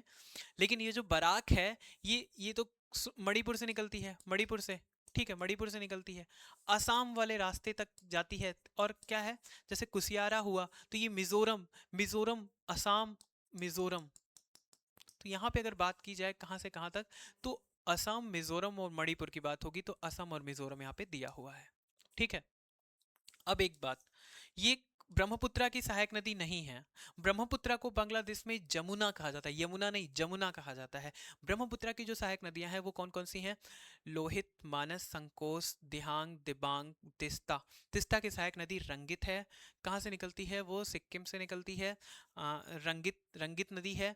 और तिस्ता निकलती कहाँ से, सिक्किम से निकलती है। जो कि सहायक नदी किसकी है, ब्रह्मपुत्रा की है, लेकिन वो जाके बांग्लादेश में ब्रह्मपुत्रा से मिलती है। और एक बात, ब्रह्मपुत्रा कहाँ से प्रवेश करती है भारत में, तो नामचा बरवा पर्वत से प्रवेश करती है। ठीक है, और अभी जो चाइना है वो ब्रह्मपुत्रा पे एक क्या डैम बनाने का प्रयास कर रहा है, जो अब तक का सबसे बड़ा डैम होगा। ठीक है, आगे चलते हैं। The occurrence of both drought and flood in different part of India during the same monsoon season is mainly due to। Bharat के विभिन्न हिस्सों में एक ही मानसून ऋतु में सूखा और बाढ़ दोनों की घटना मुख्य रूप से किसके कारण होती है, तो किसके कारण होती है, एक समान वर्षा वितरण, वर्षा में पर्वतीय जनिक और चक्रवाती विविधताएं, हिमालय के ऊपर उच्च दबाव क्षेत्र, पिघलते ग्लेशियर। नहीं, नहीं, high pressure zones over Himalayas नहीं है। Orographic and cyclonic variation in rainfall, ये होता है वर्षा में पर्वत जनित और चक्रवाती विविधता की वजह से ही क्या होता है, सूखा और बाढ़ की घटना देखने को मिलती है, मतलब ड्रॉट और फ्लड वाली घटना देखने को मिलती है। जैसा कि आप सभी जानते हैं, मानसून क्या होता है, मानसून वो होता है जो क्या करता है, सबसे पहले सागर से जल वाष्पित होता है, वेपोरेट होके कहाँ जाता है, वो क्लाउड बनाता है। वो क्लाउड जब क्या होता है, महा लैंड पार्ट पे आता है तो वो वर्षा कराता है। ठीक है, क्योंकि वहाँ पे टेम्परेचर थोड़ा सा क्या होता है, जब गिरने लग जाता है, टेम्परेचर कम होता है, तो फिर वो बरसात करा देती हैं, वो रेनफॉल कराता है। तो वो जो प्रेसिपिटेशन है वो कहीं ना कहीं रिलेटेड होता है किससे, ये जो प्रेसिपिटेशन है ये कहीं ना कहीं रिलेटेड होता है क्या, माउंटेन से। माउंटेन के साथ साथ ही रिलेटेड होता है किससे, ये साइक्लोनिक वेरिएशन से, साइक्लोनिक वेरिएशन से रिलेटेड होता है। ठीक है, बी वाला सही है। The monsoon effect agriculture in India by, monsoon Bharat में कृषि को निम्नलिखित से प्रभावित करता है। ठीक है, किससे, ensuring uniform irrigation through out the year, पूरे वर्ष एक समान सिंचाई सुनिश्चित होती है। Causing soil erosion and crop failure only, केवल मृदा का कटाव और फसल खराब होती है। नहीं, determining the sowing and harvesting cycle of crops, बिल्कुल है। जैसे खरीफ की फसल कब बोई जानी है, मानसून कितना पानी जल क्या कितना रेनफॉल होगा, तो कौन सी फसल के लिए कितने जल की आवश्यकता होगी, ये सारी चीजें कहीं ना कहीं जुड़ती हैं किससे, साइक्लिक क्रॉप से। तो वो किससे रिलेटेड है, मानसून से। ठीक है, मानसून से। मानसून आता कब है, जून में आता है, दिसंबर के आसपास जाता है। अगर देखा जाए जून के आसपास आता है तो पूरे भारत में आता है दिसंबर। ये कौन सा है, ये कौन सा मानसून है, ये बताइए कौन सा मानसून है। दो मानसून होते हैं, उसमें से ये कौन सा वाला मानसून है। साउथ वेस्ट है, साउथ वेस्ट है मतलब दक्षिण पश्चिम मानसून है, या उत्तर उत्तर पूर्व मानसून है, कौन सा है ये बताइएगा। ये साउथ वेस्ट है। अच्छा, एक बात और, ये सबसे ज़्यादा वर्षा भारत में यही यही मानसून कराता है, ठीक है, इसी की वजह से रेनफॉल ज़्यादा होता है। तो आप एक तरीके से समझ लें कि ये जो दिसंबर में जाता है तो कहाँ वर्षा कराता है, ये हमेशा पूछा जाता है। तो ये वर्षा कराता है कहाँ, तमिलनाडु केरल के आसपास वाले क्षेत्र में कराता है सबसे ज़्यादा वर्षा, ठीक है। आगे चलते हैं। Dwarf planet such as Pluto are, तो क्या है, लार्जर देन रेगुलर प्लैनेट्स। नहीं भाई, लार्जर नहीं होते हैं, ग्रहों से छोटे होते हैं और अपने कक्षीपथ को स्पष्ट नहीं करते, बिल्कुल सही बात है। Found only in inner solar system, ऐसी बात नहीं है। अनेबल टू ऑर्बिट द सन, सूर्य की परिक्रमा करने में असमर्थ होते हैं। तो देखिए, अब यहाँ पे बात की जाए तो सबसे पहली बात है स्मॉलर देन प्लैनेट्स। जैसे 2006 की बात अगर की जाए तो IAU इंटरनेशनल एस्ट्रोनॉमिकल यूनिट के द्वारा एक क्या किया गया था, वहाँ पे जो मीटिंग हुई थी, वहाँ कन्वेंशन मीटिंग में पता चला था कि जो प्लूटो है, क्या प्लूटो है, प्लूटो को निकाल दिया गया है हमारे 9 प्लैनेट्स में से और अभी क्या है, अभी हमारे कुल कितने प्लैनेट्स हैं हमारे सोलर सिस्टम में, 8 हैं, ठीक है, अभी 8 हैं। इस बात का आप ध्यान रखेंगे, अभी कुल 8 हैं। अच्छा, और एक बात, मैंने आपको बताया है कि प्लूटो के साथ साथ वो मेकामेक, सेरेस, एरिस, वो कौन कौन से हैं, 5 नाम है टोटल, वो आप कमेंट करके बताइए कि कौन कौन से हैं। ह्यूमिया है, प्लूटो, हुमिया, सेरेस, ठीक है, मेकामेक, एरिस, वो किससे रिलेटेड है, वो बौने ग्रह हैं। आगे चलते हैं। Which among the following is the main source of magma. तो देखिए, मैग्मा का जो मेन सोर्स होता है वो तो मेंटल से रिलेटेड होता है, किससे, मेंटल से रिलेटेड होता है, लेकिन मेंटल का भी एक पार्ट होता है, कौन सा, एस्थेनोस्फीयर। एस्थेनोस्फीयर जो होता है इसी से रिलेटेड होता है मैग्मा। मैग्मा मैग्मा क्या होता है आप सभी को पता होगा, ज्वालामुखी से जो निकलता है, बाहर निकलने के बाद इसी को लावा भी कहते हैं, ठीक है। तो ये किससे रिलेटेड है, ये एस्थेनोस्फीयर से रिलेटेड है। फिर क्या है, which among the following minor tectonic plate is not situated in the Pacific ocean. निम्नलिखित में से कौन सी लघु विवर्तनिक टेक्टोनिक प्लेट प्रशांत महासागर में अवस्थित नहीं है। तो क्या है, स्कॉटिया प्लेट, जुआन डे फ्यूका प्लेट, कोस प्लेट और नजका प्लेट। तो स्कॉटिया प्लेट जो है ये प्रशांत वाले क्षेत्र में अवस्थित नहीं है। क्या, ये जो स्कॉटिया प्लेट है ये प्रशांत वाले क्षेत्र में अवस्थित नहीं है, इतना आप ध्यान रखेंगे। अच्छा, कभी कभी ये पूछ देता है, ये जो प्रशांत वाला क्षेत्र है, ये जो प्रशांत वाला क्षेत्र है ये एक ऐसा प्लेट है जो क्या है, ओसनिक मतलब पार्ट से ही केवल बना हुआ है, ठीक है, ओसनिक प्लेट से ही केवल बना हुआ है, इसमें लैंड पार्ट नहीं है। आप इसको ध्यान में रखेंगे, इसको ध्यान में रखेंगे, कभी कभी पूछ लेता है, ठीक है। आगे चलें, इतनी चीज़ें एकदम क्लियर हैं, इसमें कोई ऐसी दुविधा वाली बात तो है नहीं, कोई कंफ्यूजन हो तो आप बता सकते हैं, ठीक है। अच्छा, एक बात और, स्कॉटिया प्लेट के बारे में अगर कभी पूछे तो आपको पता होना चाहिए कि साउथ अमेरिका और एंटार्कटिक एंटार्कटिक प्लेट के बीच में ही है कौन सा, स्कॉटिया प्लेट, ठीक है, और बाकी ये सब पैसिफिक ओशियन के हैं। कुल कितने प्लेट हैं तो ये कमेंट करके बताइए। Which of the following factors affected the salinity of the ocean. कौन सेलेनिटी ऑफ द ओशियन को अफेक्ट करता है, the influx of river water, नदी के जल प्रवाह, बिल्कुल करते हैं। फ्रीजिंग एंड थॉविंग आइसबर्ग, हिमखंडों का जमना और पिघलना, बिल्कुल, अगर हिमखंड पिघल जाते हैं तो क्या होती है, सैलिनिटी कम हो जाती है, और वो जम जाते हैं तो बढ़ जाती है। मूवमेंट ऑफ विंड, विंड मतलब पवन की गति की वजह से भी बिल्कुल लवणता क्या होती है, प्रभावित होती है। और सर्कुलेशन ऑफ ओशियन वाटर, तो सर्कुलेशन ऑफ ओशियन वाटर की वजह से क्या होती है, लवणता एक जगह से दूसरी जगह ट्रांसफर होती है, कम वाली ज़्यादा से जगह, ज़्यादा वाली कम की जगह। तो क्या होता है यहाँ पे भी क्या होती है, सैलिनिटी प्रभावित होती है। तो all are the exact option for the salinity of the ocean, means each and every factor affect the salinity here। तो जितने भी ये फैक्टर हैं ये सारे रिलेटेड हैं salinity से। अच्छा, salinity के साथ यहीं पे बताइएगा कि सबसे ज़्यादा salinity कौन से सी की है, salinity किस सी की है, कमेंट करके बताइए, और कितनी है। The the thickness of the troposphere is greatest at the, देखिए अगर बात करें हम ट्रोपोस्फियर की। तो ट्रोपोस्फियर अगर आप देखेंगे तो ये पोल है और ये क्या है, इक्वेटर है। इक्वेटर पे जाने पे इसकी मोटाई बढ़ जाती है लगभग 16 किलोमीटर के आसपास, जबकि जो पोल पे कितनी होती है, 6 to 8 किलोमीटर, 6 to 8 किलोमीटर के आसपास होती है। ठीक है, तो यहाँ पे क्या हो जाएगा, इक्वेटर के पास जो होती है, इक्वेटर के पास ट्रोपोस्फियर की मोटाई क्या होती है, वो ज़्यादा होती है, इसकी जो थिकनेस होती है वो ज़्यादा होती है, इसको आप ध्यान में रखेंगे। एक बात और, पहली वाली परत जो है इसको ट्रोपोस्फियर मतलब क्षोभ मंडल कहते हैं। क्या कहते हैं, क्वेश्चन आ जाता है इसको क्या करने के लिए, सही से अरेंज करने के लिए। तो पहला क्या होता है, ट्रोपोस्फियर होता है, ट्रोपोस्फियर होता है जिसको क्षोभ मंडल कहते हैं। दूसरा क्या होता है, दूसरा होता है स्ट्रेटोस्फियर, जिसको समताप मंडल कहते हैं। क्या कहते हैं, समताप मंडल। तीसरा क्या होता है, मीसोस्फियर कहते हैं, मीसोस्फियर, जिसको मध्य मंडल कहते हैं, पूछ लेता है क्वेश्चन। फिर थर्मोस्फियर होता है, क्या होता है, थर्मोस्फियर होता है, थर्मोस्फियर को क्या कहते हैं, ताप मंडल। और फिर आता है एग्जोस्फियर, एग्जोस्फियर, एग्जोस्फियर को बहिर्मंडल क्या कहते हैं, क्या कहते हैं, बहिर्मंडल। ठीक है, बहिर्मंडल। आपको बताना है आयोनोस्फियर कहाँ पाया जाता है।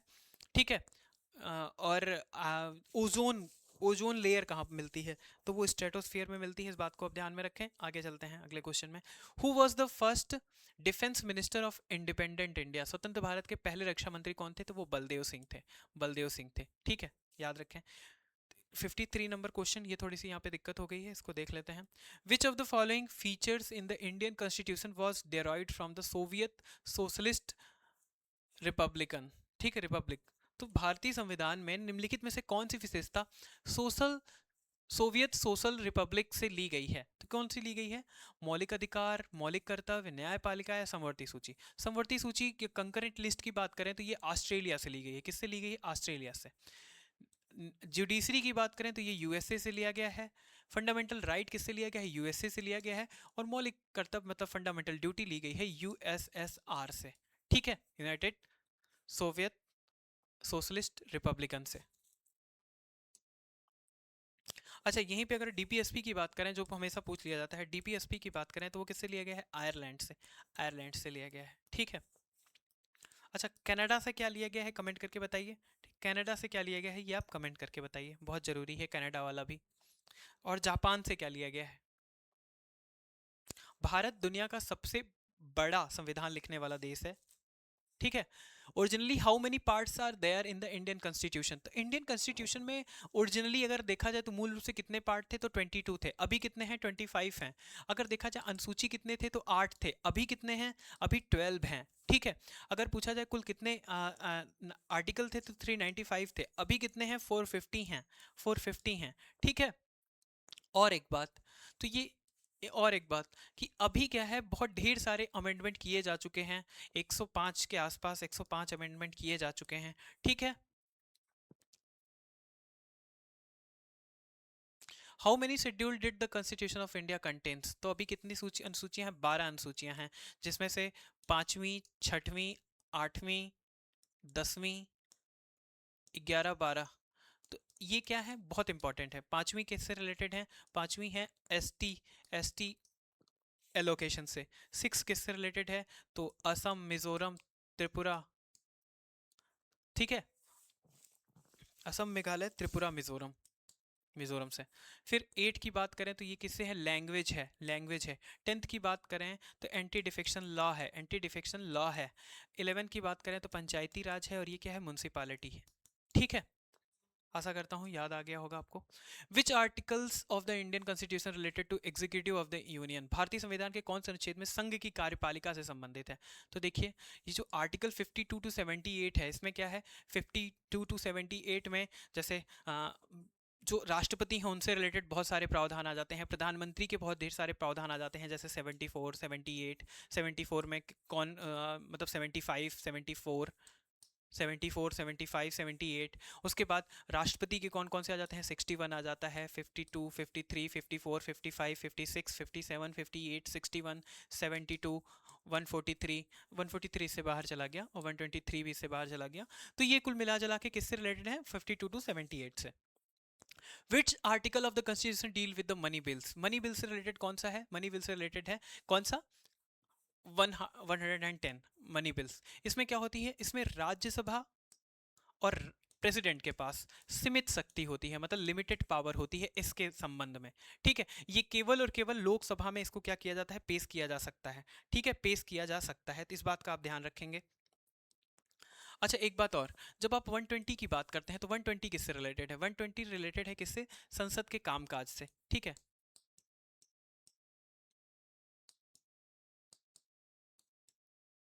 पार्लियामेंट्री वर्क सिस्टम से रिलेटेड है। उसके बाद जब 130 की बात करते हैं तो 130 के बारे में आपको कुछ याद आ रहा है? जैसे सुप्रीम कोर्ट, सुप्रीम कोर्ट का जो प्लेस होगा वो क्या होगा? दिल्ली होगा। ठीक है, दिल्ली होगा। अच्छा, 100 किससे रिलेटेड है? 100 किससे रिलेटेड है? तो 100 की अगर बात की जाए तो ये कोरम से रिलेटेड होता है। कोरम, जो 110 वाला कोरम होता है गणपूर्ति, उससे रिलेटेड होता है क्या? कोरम। ठीक है। Article 371 deal with the special provision in the relation to which of the following state? तो 370 ए की जब बात होती है तो 370 ए किससे रिलेटेड है? आइए देख लेते हैं, आइए देख लेते हैं। जब बात होती है 371 की ए, ये होता है नागालैंड से रिलेटेड। ठीक है, नागालैंड से। जब बात होती है 371 बी की, ये किससे रिलेटेड है? ये ट्राइबल एरिया के प्रोविजन से रिलेटेड है। ठीक है, ट्राइबल एरिया के प्रोविजन से रिलेटेड है। 371 सी, जब 371 सी की बात करते हैं तो ये भी सिमिलर प्रोविजन फॉर द, जैसे ये यहाँ पे क्या है, ट्राइबल एरिया की बात करें तो ये असम का है। ठीक है, असम का है, और ये भी ट्राइबल एरिया से रिलेटेड है। किसका क्या है? ये है मणिपुर का। सी की बात करें तो मणिपुर। और जब यहीं पे 371 डी की बात कर लें, जब भी डी की बात होगी आपको पता होना चाहिए आंध्र प्रदेश और तेलंगाना से है। किससे है? Andhra plus Telangana, Andhra plus Telangana. ठीक है, फिर क्या होती है 371 डी के बाद क्या आता है? ई नहीं है, एफ है। क्या है? एफ। ई नहीं है, ध्यान में रखें आप, ई नहीं है, एफ है। एफ किससे रिलेटेड है? सिक्किम, सिक्किम से। फिर क्या आता है 371 जी, जी किससे रिलेटेड है? जैसे यहाँ गोवा मत डाल दीजिएगा, ये मिजोरम है। क्या है? मिजोरम, मिजोरम। और 371 जी के बाद एच की बात अगर कर लें, अगर एच की बात करते हैं तो अरुणाचल प्रदेश, अरुणाचल प्रदेश। ठीक है, अरुणाचल प्रदेश। ठीक है, और कोई बच रहा है? तो आई बचता है गोवा और जे बचता है कर्नाटक। तो आई गोवा और 371 जे कर्नाटक। ये है टोटल, क्या है? ये है टोटल विशेष राज्य से संबंधित हो, तो यहाँ पे नागालैंड हमारा सही हो जाएगा। The justice described in the preamble of the Indian Constitution has been accepted in which form? तो किसमें है? सामाजिक न्याय की बात की गई है, आर्थिक न्याय की बात की गई है, और सोशल न्याय की बात की गई है, सोशल जस्टिस की। तो ये सारे हैं उपयुक्त सभी। अच्छा, एक चीज और मैं आपको बता दूं, इसमें कुल न्याय की बात की जाए, अगर जस्टिस की बात की जाए तो 3 टाइप्स हैं, सामाजिक, आर्थिक और राजनीतिक। अगर यहीं पे बात की जाए फ्रीडम की, इंडिपेंडेंट मतलब स्वतंत्रता की बात की जाए, तो देखिए विचार,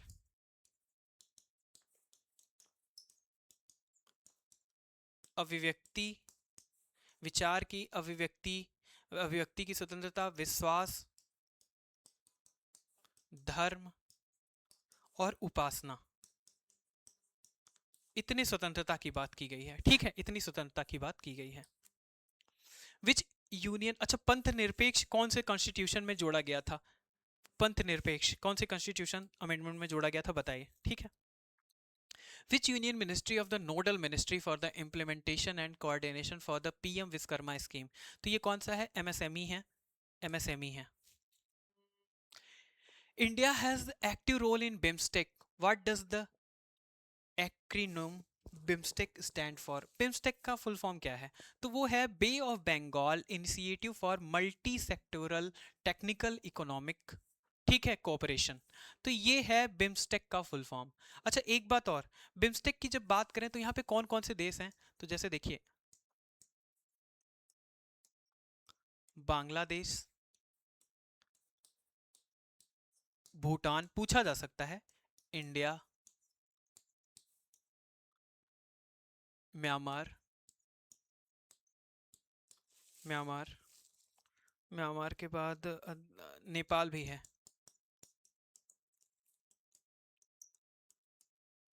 श्रीलंका, ठीक है श्रीलंका, और फिर है थाईलैंड। थाईलैंड, कुल 7 कंट्रीज हैं, 1 2 3 4 5 6 एंड 7, ठीक है। आगे चलते हैं। Which interest rate is the rate at which commercial bank borrow money from the RBI on overnight emergency basis of providing government security as collateral? तो ऐसी की बात अगर की जाए कि ये कौन सा है, ये है marginal standing facility MSF rate, ठीक है। वैसे बैंक जो यहाँ पे रेपो रेट है ये भी 24 की बात होती है, लेकिन ये अलग चीज है। यहाँ पे इसका सही ऑप्शन हो जाएगा क्या, MSF, ठीक है। स्टैचुरी लिक्विडिटी रेशियो जो होता है ये बैंक जमा करती है, एक इसका एक रेशियो होता है जो बैंक जमा करती है, आरबीआई के पास रहता है हमेशा। अच्छा एक बात और, जो सीआरआर है, सीआरआर है, सीआरआर भी क्या होता है, जो सीआरआर है उसका भी कुछ परसेंट बैंक को रखना पड़ता है अपना, और एसएलआर क्या है, जो कुल सांविधिक तरलता है उसका कुछ परसेंट, ठीक है। तो इन दोनों चीजों को आप याद रखेंगे। What are the two core institutions that collectively from the World Bank as distinct from the broader World Bank group? तो वर्ल्ड बैंक ग्रुप की बात अगर की जाए तो आईबीआरडी, आईबीआरडी 1948 में, ठीक है। आईबीआरडी की बात अगर की जाए तो 1948 में है, ठीक है। वहीं अगर बात कर लें आईडीए की, आईडीए की बात करें तो ये 1960 में है।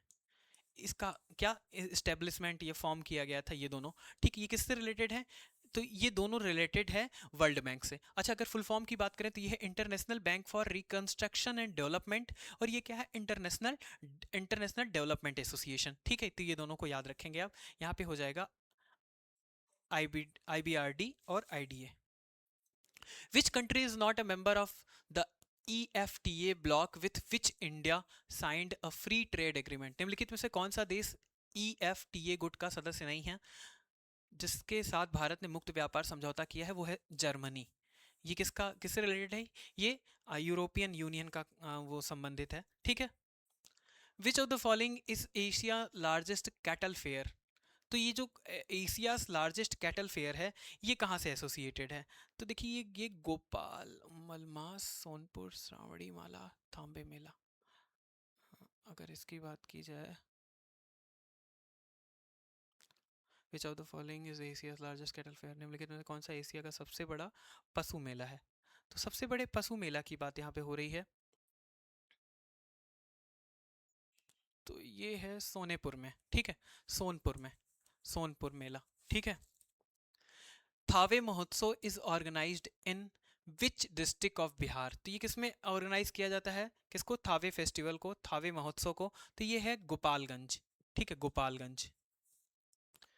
इन which year Jharkhand was separated from Bihar? तो किस ईयर में झारखंड को सेपरेट किया गया था? वो था 15 नवंबर 2000, 2000 में किया गया था अलग बिहार से, ठीक है। तो 2000। Who was elected as the first chancellor of Bihar Vidyapeeth? तो कौन थे, Mazhar ul Haq, Mazhar ul Haq. Bihar has 95% concentration of which of the following, which of the following minerals in India? तो अगर 95% की बात यहाँ पे हो रही है तो 95% से रिलेटेड क्या होगा, वो पाइराइट, हाँ पाइराइट ही है, पाइराइट है, pyrite. As per census 2012, 2011, what is the total percentage of SC population in Bihar? 2011 के अनुसार बिहार में अनुसूचित जाति की जो जनगणना थी उसका कुल प्रतिशत कितना था? वो कुल प्रतिशत कितना था, तो वो कितना था, कुल लगभग 15.9 के आसपास, 15.9 के आसपास था, ठीक है। Tutla Bhawani, Tutla Bhawani waterfall is located in which district of Bihar? तो तूतला भवानी की अगर बात करें तो ये कौन से डिस्ट्रिक्ट में है, ये है रोहतास में। कहाँ है, रोहतास, तूतला भवानी, ठीक है। वहीं बात कर लें अगर कि who built Vishnupad, who built Vishnupad temple in गया? तो विष्णुपद टेम्पल इन गया को किसने बिल्ड किया था, किसने बनवाया था? ये थे अहिल्याबाई होलकर। विष्णुपद टेम्पल इन गया किससे रिलेटेड है? अहिल्याबाई होलकर से। ठीक है, अहिल्याबाई होलकर। अहिल्याबाई होलकर के बारे में एक करंट अफेयर भी है जिसको आप देखिएगा, जाके सर्च करें। ठीक है, इससे चीज़ें थोड़ी सी और ज़्यादा याद होंगी। As per Atharvaveda the region of Bihar was known as, ये किससे? वात्य प्रदेश के नाम से जाना जाता था, वात्य प्रदेश के नाम से जाना जाता था। Who deputed Vassakara to instigate revolt in Vajji महान जनपद? वज्जी महान जनपद में विद्रोह भड़काने के लिए वसाकर को किसने नियुक्त किया था? तो किसने नियुक्त किया था? नियुक्त किया था अजात शत्रु ने, अजात शत्रु ने। Where was the third Buddhist council held? तृतीय बौद्ध संगीति कहाँ हुई थी? तो देखिए, जब बौद्ध संगीति की बात आती है, जब बौद्ध संगीति की बात आती है तो आपको पता होना चाहिए, बौद्ध संगीति की बात जब आती है, first, second, third and fourth. पहली कहाँ हुई थी? राजगृह में। दूसरी कहाँ हुई थी? वैशाली में, वैशाली में। तीसरी कहाँ हुई थी? पाटलिपुत्र में। और चौथी कहाँ थी? कुंडलवन, कुंडलवन में। अच्छा, अब एक इसके अध्यक्ष कौन थे? महाकश्यप, सभाकामी, मोगलीपुत्र और Vasumitra. Mahakashyap,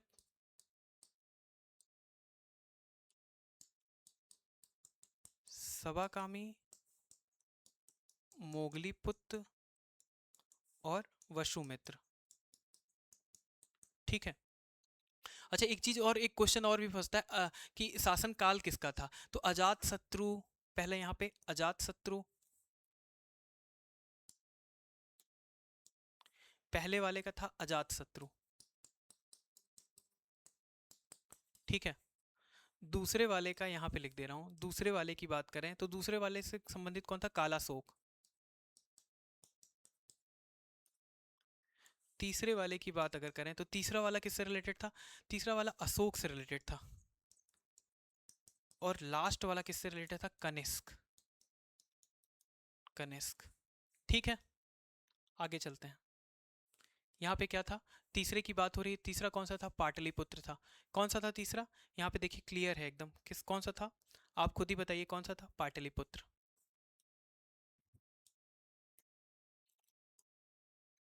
who was the president of the Champaran agrarian committee? Champaran कृषि समिति के अध्यक्ष कौन थे? तो चंपारण एग्रीरियन समिति के कौन थे? एफ जी सलाई, एफ जी सलाई। The Tinkathia system represent, Tinkathia system 3/20th land से रिलेटेड था। ठीक है। Who is known as the Shakespeare of Bhojpuri? Shakespeare कौन कहा जाता था? भोजपुरी का शेक्सपियर किसको कहा जाता था? तो ये कहा जाता था भिखारी ठाकुर को, भिखारी ठाकुर को। As of the 2025, as of the 2025। ठीक है, तो ये तो हो गया। अब यहाँ पे बताना है how many personalities from Bihar have been awarded with Bharat Ratna? तो कितने पर्सनालिटी ऐसी हैं जिनको भारत रत्न से नवाजा गया है? कुल 4 ऐसी पर्सनालिटी हैं, कुल 4 ऐसी पर्सनालिटी हैं। अच्छा, अगर कभी पूछा जाए तो कौन है? डॉक्टर राजेंद्र प्रसाद, राजेंद्र प्रसाद 1962 में, पहली बात। दूसरी बात है जयप्रकाश नारायण 1999 में। तीसरे कौन है? उस्ताद बिस्मिल्लाह खां, बिस्मिल्लाह खां ये हैं 2001 में। और फिर अगर आगे की बात की जाए तो कर्पूरी ठाकुर, कर्पूरी ठाकुर ये कब किए गए थे? तो अभी जल्दी में किए गए थे 2024 में। 4 लोग ऐसे हैं जिनको सम्मानित किया गया है। During the civil obedience movement naked strike was held in which of the following jails in Bihar? तो किसमें किया गया था? ये था छपरा जेल में। ठीक है, ये कौन कहाँ था, कहाँ से रिलेटेड है? छपरा जेल से। सविनय अवज्ञा दौरान किस जेल में नग्न हड़ताल शुरू की गई थी? तो Chhapra jail. Which country was recently inducted as the sixth full member of the Colombo Security Conclave CSC at the 7th NSA level meeting held in New Delhi? तो हाल ही में नई दिल्ली में आयोजित 7वीं एनएसए स्तरीय बैठक में किस देश को कोलंबो सिक्योरिटी कॉन्क्लेव के 6वें पूर्णकालिक सदस्य के रूप में शामिल किया गया है? तो वो कौन सा है देश? तो ये है सेशेल्स है। कौन सा है? सेशेल्स। ठीक है, सेशेल्स को शामिल किया गया है 6वें पूर्णकालिक देश के रूप में। ठीक है, 7th मीटिंग है, पहला फैक्ट ये भी है। ठीक है, और नई दिल्ली में आयोजित किया गया था, ये भी एक फैक्ट है। क्या है? ये भी एक फैक्ट है। अच्छा, अब अगला अगला देखते हैं। इसके बाद अगला क्वेश्चन क्या है? The 30th conference of the parties to the UNFCC was recently held in which city? तो देखिए, आप सभी को पता है कि बेलहेम में हुआ था। कहाँ हुआ था? बेलहेम में हुआ था। 30th था ये। कहाँ था? 30th। 19th कहाँ हुआ था? बाकू में हुआ था। ये बेलहेम था। ठीक है, बेलहेम में हुआ था। अच्छा, एक बात और बताइए, बेलहेम कौन से देश से संबंधित है? ठीक है, बेलहेम कौन से देश से संबंधित है? तो देखिए, रियो याद है आपको? तो बस ये भी ब्राजील से रिलेटेड है, ब्राजील से रिलेटेड है। Which UN Security Council resolution recently endorsed the Trump-Gaza peace plan and authorization the establishment of International Stabilization Force ISF in Gaza? किस संयुक्त राज्य सुरक्षा परिषद प्रस्ताव ने हाल ही में ट्रंप गाजा शक्ति योजना का समर्थन किया और गाजा में एक अंतरराष्ट्रीय शक्ति स्थिरीकरण बल की स्थापना को अधिकृत किया? तो आपको बताना है कि किस सुरक्षा परिषद प्रस्ताव के द्वारा ये किया गया है। तो देखिए, ये जो किया गया है 2803, रिजोल्यूशन 2803 मतलब 2803 के द्वारा किया गया है। The 8th edition of bilateral air exercise Garuda held from 16 to 27 November is conducted between India and which country? तो किसके द्वारा हुआ है? कौन सा? गरुण। जब गरुण अभ्यास की बात करते हैं तो देखिए, गरुण अभ्यास की जब बात होती है तो आपको एकदम याद रखना चाहिए कि किसके बारे में यहाँ पे बात हो रही है। गरुण जो हम करते हैं वो फ्रांस के साथ करते हैं। ठीक है, गरुण फ्रांस के साथ, शक्ति हम फ्रांस के साथ करते हैं, गरुण नेवी के साथ करते हैं। जो गरुण है, यहाँ पे मैं लिख दे रहा हूँ। ठीक है, यहाँ पे मैं लिख दे रहा हूँ। जो गरुण है वो हम नेवी के साथ करते हैं। किसकी नेवी के साथ? फ्रांस के साथ। फ्रांस के साथ करते हैं। यहाँ पे फ्रांस इसका सही हो जाएगा। जो शक्ति अभ्यास करते हैं, शक्ति अभ्यास, ये भी हम आर्मी के साथ करते हैं। किसके साथ? आर्मी के साथ करते हैं, वो भी फ्रांस की आर्मी के साथ। ठीक है, फ्रांस की आर्मी के साथ करते हैं। ठीक है। अच्छा, कभी कभी पूछता है कि सी ड्रैगन किसके साथ करते हैं? सी ड्रैगन, तो आपको पता होना चाहिए सी ड्रैगन किसके साथ होता है। उसमें कई देश होते हैं, US, Australia, Japan, south Korea इत्यादि इत्यादि, इंडिया। और सिम्बेक्स की बात अगर कर लें, सिम्बेक्स की बात अगर हो जाए, सिम्बेक्स में, सिम्बेक्स का 32 एडिशन था। किसके किसके बीच किया जाता है? तो सिंगापुर और इंडिया, सिंगापुर और इंडिया के बीच किया जाता है। हमेशा पूछा जाता है। 32 से था, मतलब 32nd था ये। युद्ध अभ्यास USA के साथ करते हैं। फिर मित्र शक्ति किसके साथ करते हैं? श्रीलंका के साथ करते हैं। ठीक है, मित्र शक्ति श्रीलंका के साथ करते हैं। Who won the prestigious 2025 to 25 Booker prize for the novel flash? तो फ्लैश के लिए किसको दिया गया है अभी बुकर प्राइज? तो किसको दिया गया है? डेविड स्ले को। किसको दिया गया है? डेविड स्ले को। ठीक है, सिजले को। देखिए, ये वाला जो क्वेश्चन है डेविड स्ले को, ये वाला क्वेश्चन थोड़ा महत्वपूर्ण हो जाता है। ठीक है। अच्छा, बानू मुस्ताक को किसमें दिया गया है? समंथा हार्वे को किसमें दिया गया है? देखिए, जब इंटरनेशनल बुकर प्राइज की बात होती है, जब इंटरनेशनल बुकर प्राइज की बात होती है तो ध्यान रखिएगा, इंटरनेशनल में क्या होता है कि वर्ल्ड के किसी भी कोने में अगर इंग्लिश में नॉवेल लिखी गई है, इंग्लिश में नॉवेल लिखी गई है, तो इंग्लिश लैंग्वेज में नॉवेल लिखी गई है तो उसके लिए दिया जाता है। बुकर प्राइज किसके लिए दिया जाता है? जब बुकर प्राइज तब दिया जाता है जब ब्रिटेन में ही क्या किया जाता है? लिखा जाता है किसी बुक को, तब दिया जाता है बुकर प्राइज। तो ये किसको है दिया गया है? डेविड स्ले को। समंथा हार्वे को किसके लिए दिया गया था? कौन सी बुक के लिए? जल्दी बताइएगा। ये फ्लैश डेविड स्ले को दिया गया है, डेविड सिजले को दिया गया है फ्लैश बुक के लिए। ठीक है, 2015। 24 में समंथा हार्वे को दिया गया था। बानू मुस्ताक को किस बुक के लिए दिया गया है? और समंथा हार्वे को जल्दी बताइए। ठीक है। Who was crowned miss universe 2025? तो 25th मिस यूनिवर्स का ताज किस किस मतलब किसको पहनाया गया है? कौन है मिस यूनिवर्स? कौन बना है? तो देखिए, ये है Fatima Bosch. Fatima Bosch Fernandez. Manika Vishwakarma Bharat से थी उसमें। How many precious labour law are being replaced by India for new labour codes? Bharat के 4 नए श्रम संहिताओं द्वारा कितने पिछले श्रम कानून को प्रतिस्थापित किया जा रहा है? तो कुल कितने श्रम कानून ऐसे हैं जिनको क्या किया गया है, हटा दिया गया है? तो वो कुल कितने हैं? वो है कुल 29 लेबर लॉ हैं ऐसे। 19 लेबर लॉ को इसमें हटा दिया जा रहा है। कितने हैं वो? कुल 29 श्रम कानून ऐसे हैं जिनको हटाया गया है। Nyoma in Ladakh recently in news related to what? तो ये जो न्योमा है, ये लद्दाख का न्योमा, ये किसके लिए संबंधित है? तो establishment of India's largest solar power plant, इससे रिलेटेड है। या रिलेटेड है inauguration of the country highest fighter capable airbase, या discovery of a new rare earth mineral reserve से रिलेटेड है, या launch of a new tourism circuit in Ladakh, इससे related है। तो देखिए, जब न्योमा की बात हो रही है तो न्यूमा रिलेटेड है। वैसे तो ये फाइटर सक्षम एयरबेस से रिलेटेड था। फाइटर सबसे हाईएस्ट फाइटर कैपेबल एयरबेस, ये इसी से रिलेटेड है, बी।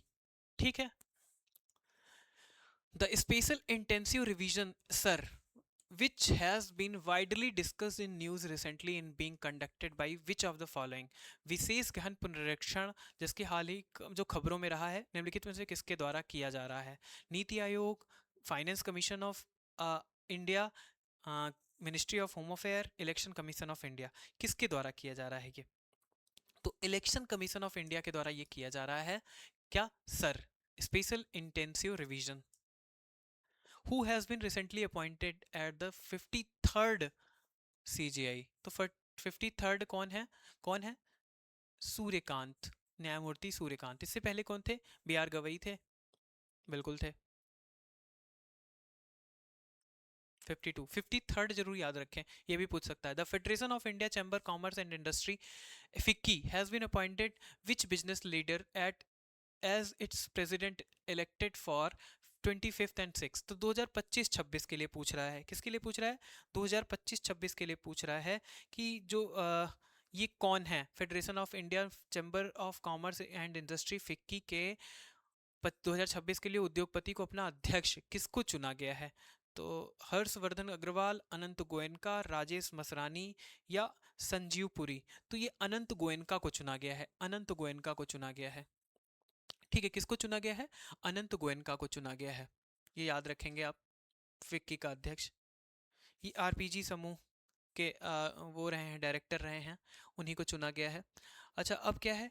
जयंतिया गौरव दिवस is observed annually on which date to commemorate commemorate the birth anniversary of Bhagwan Birsa मुंडा? तो ये कब मनाया जाता है? देखिए, ये 15 नवंबर को है, 15 नवंबर को है। ठीक है, 15 नवंबर को है, मनाया जाता है।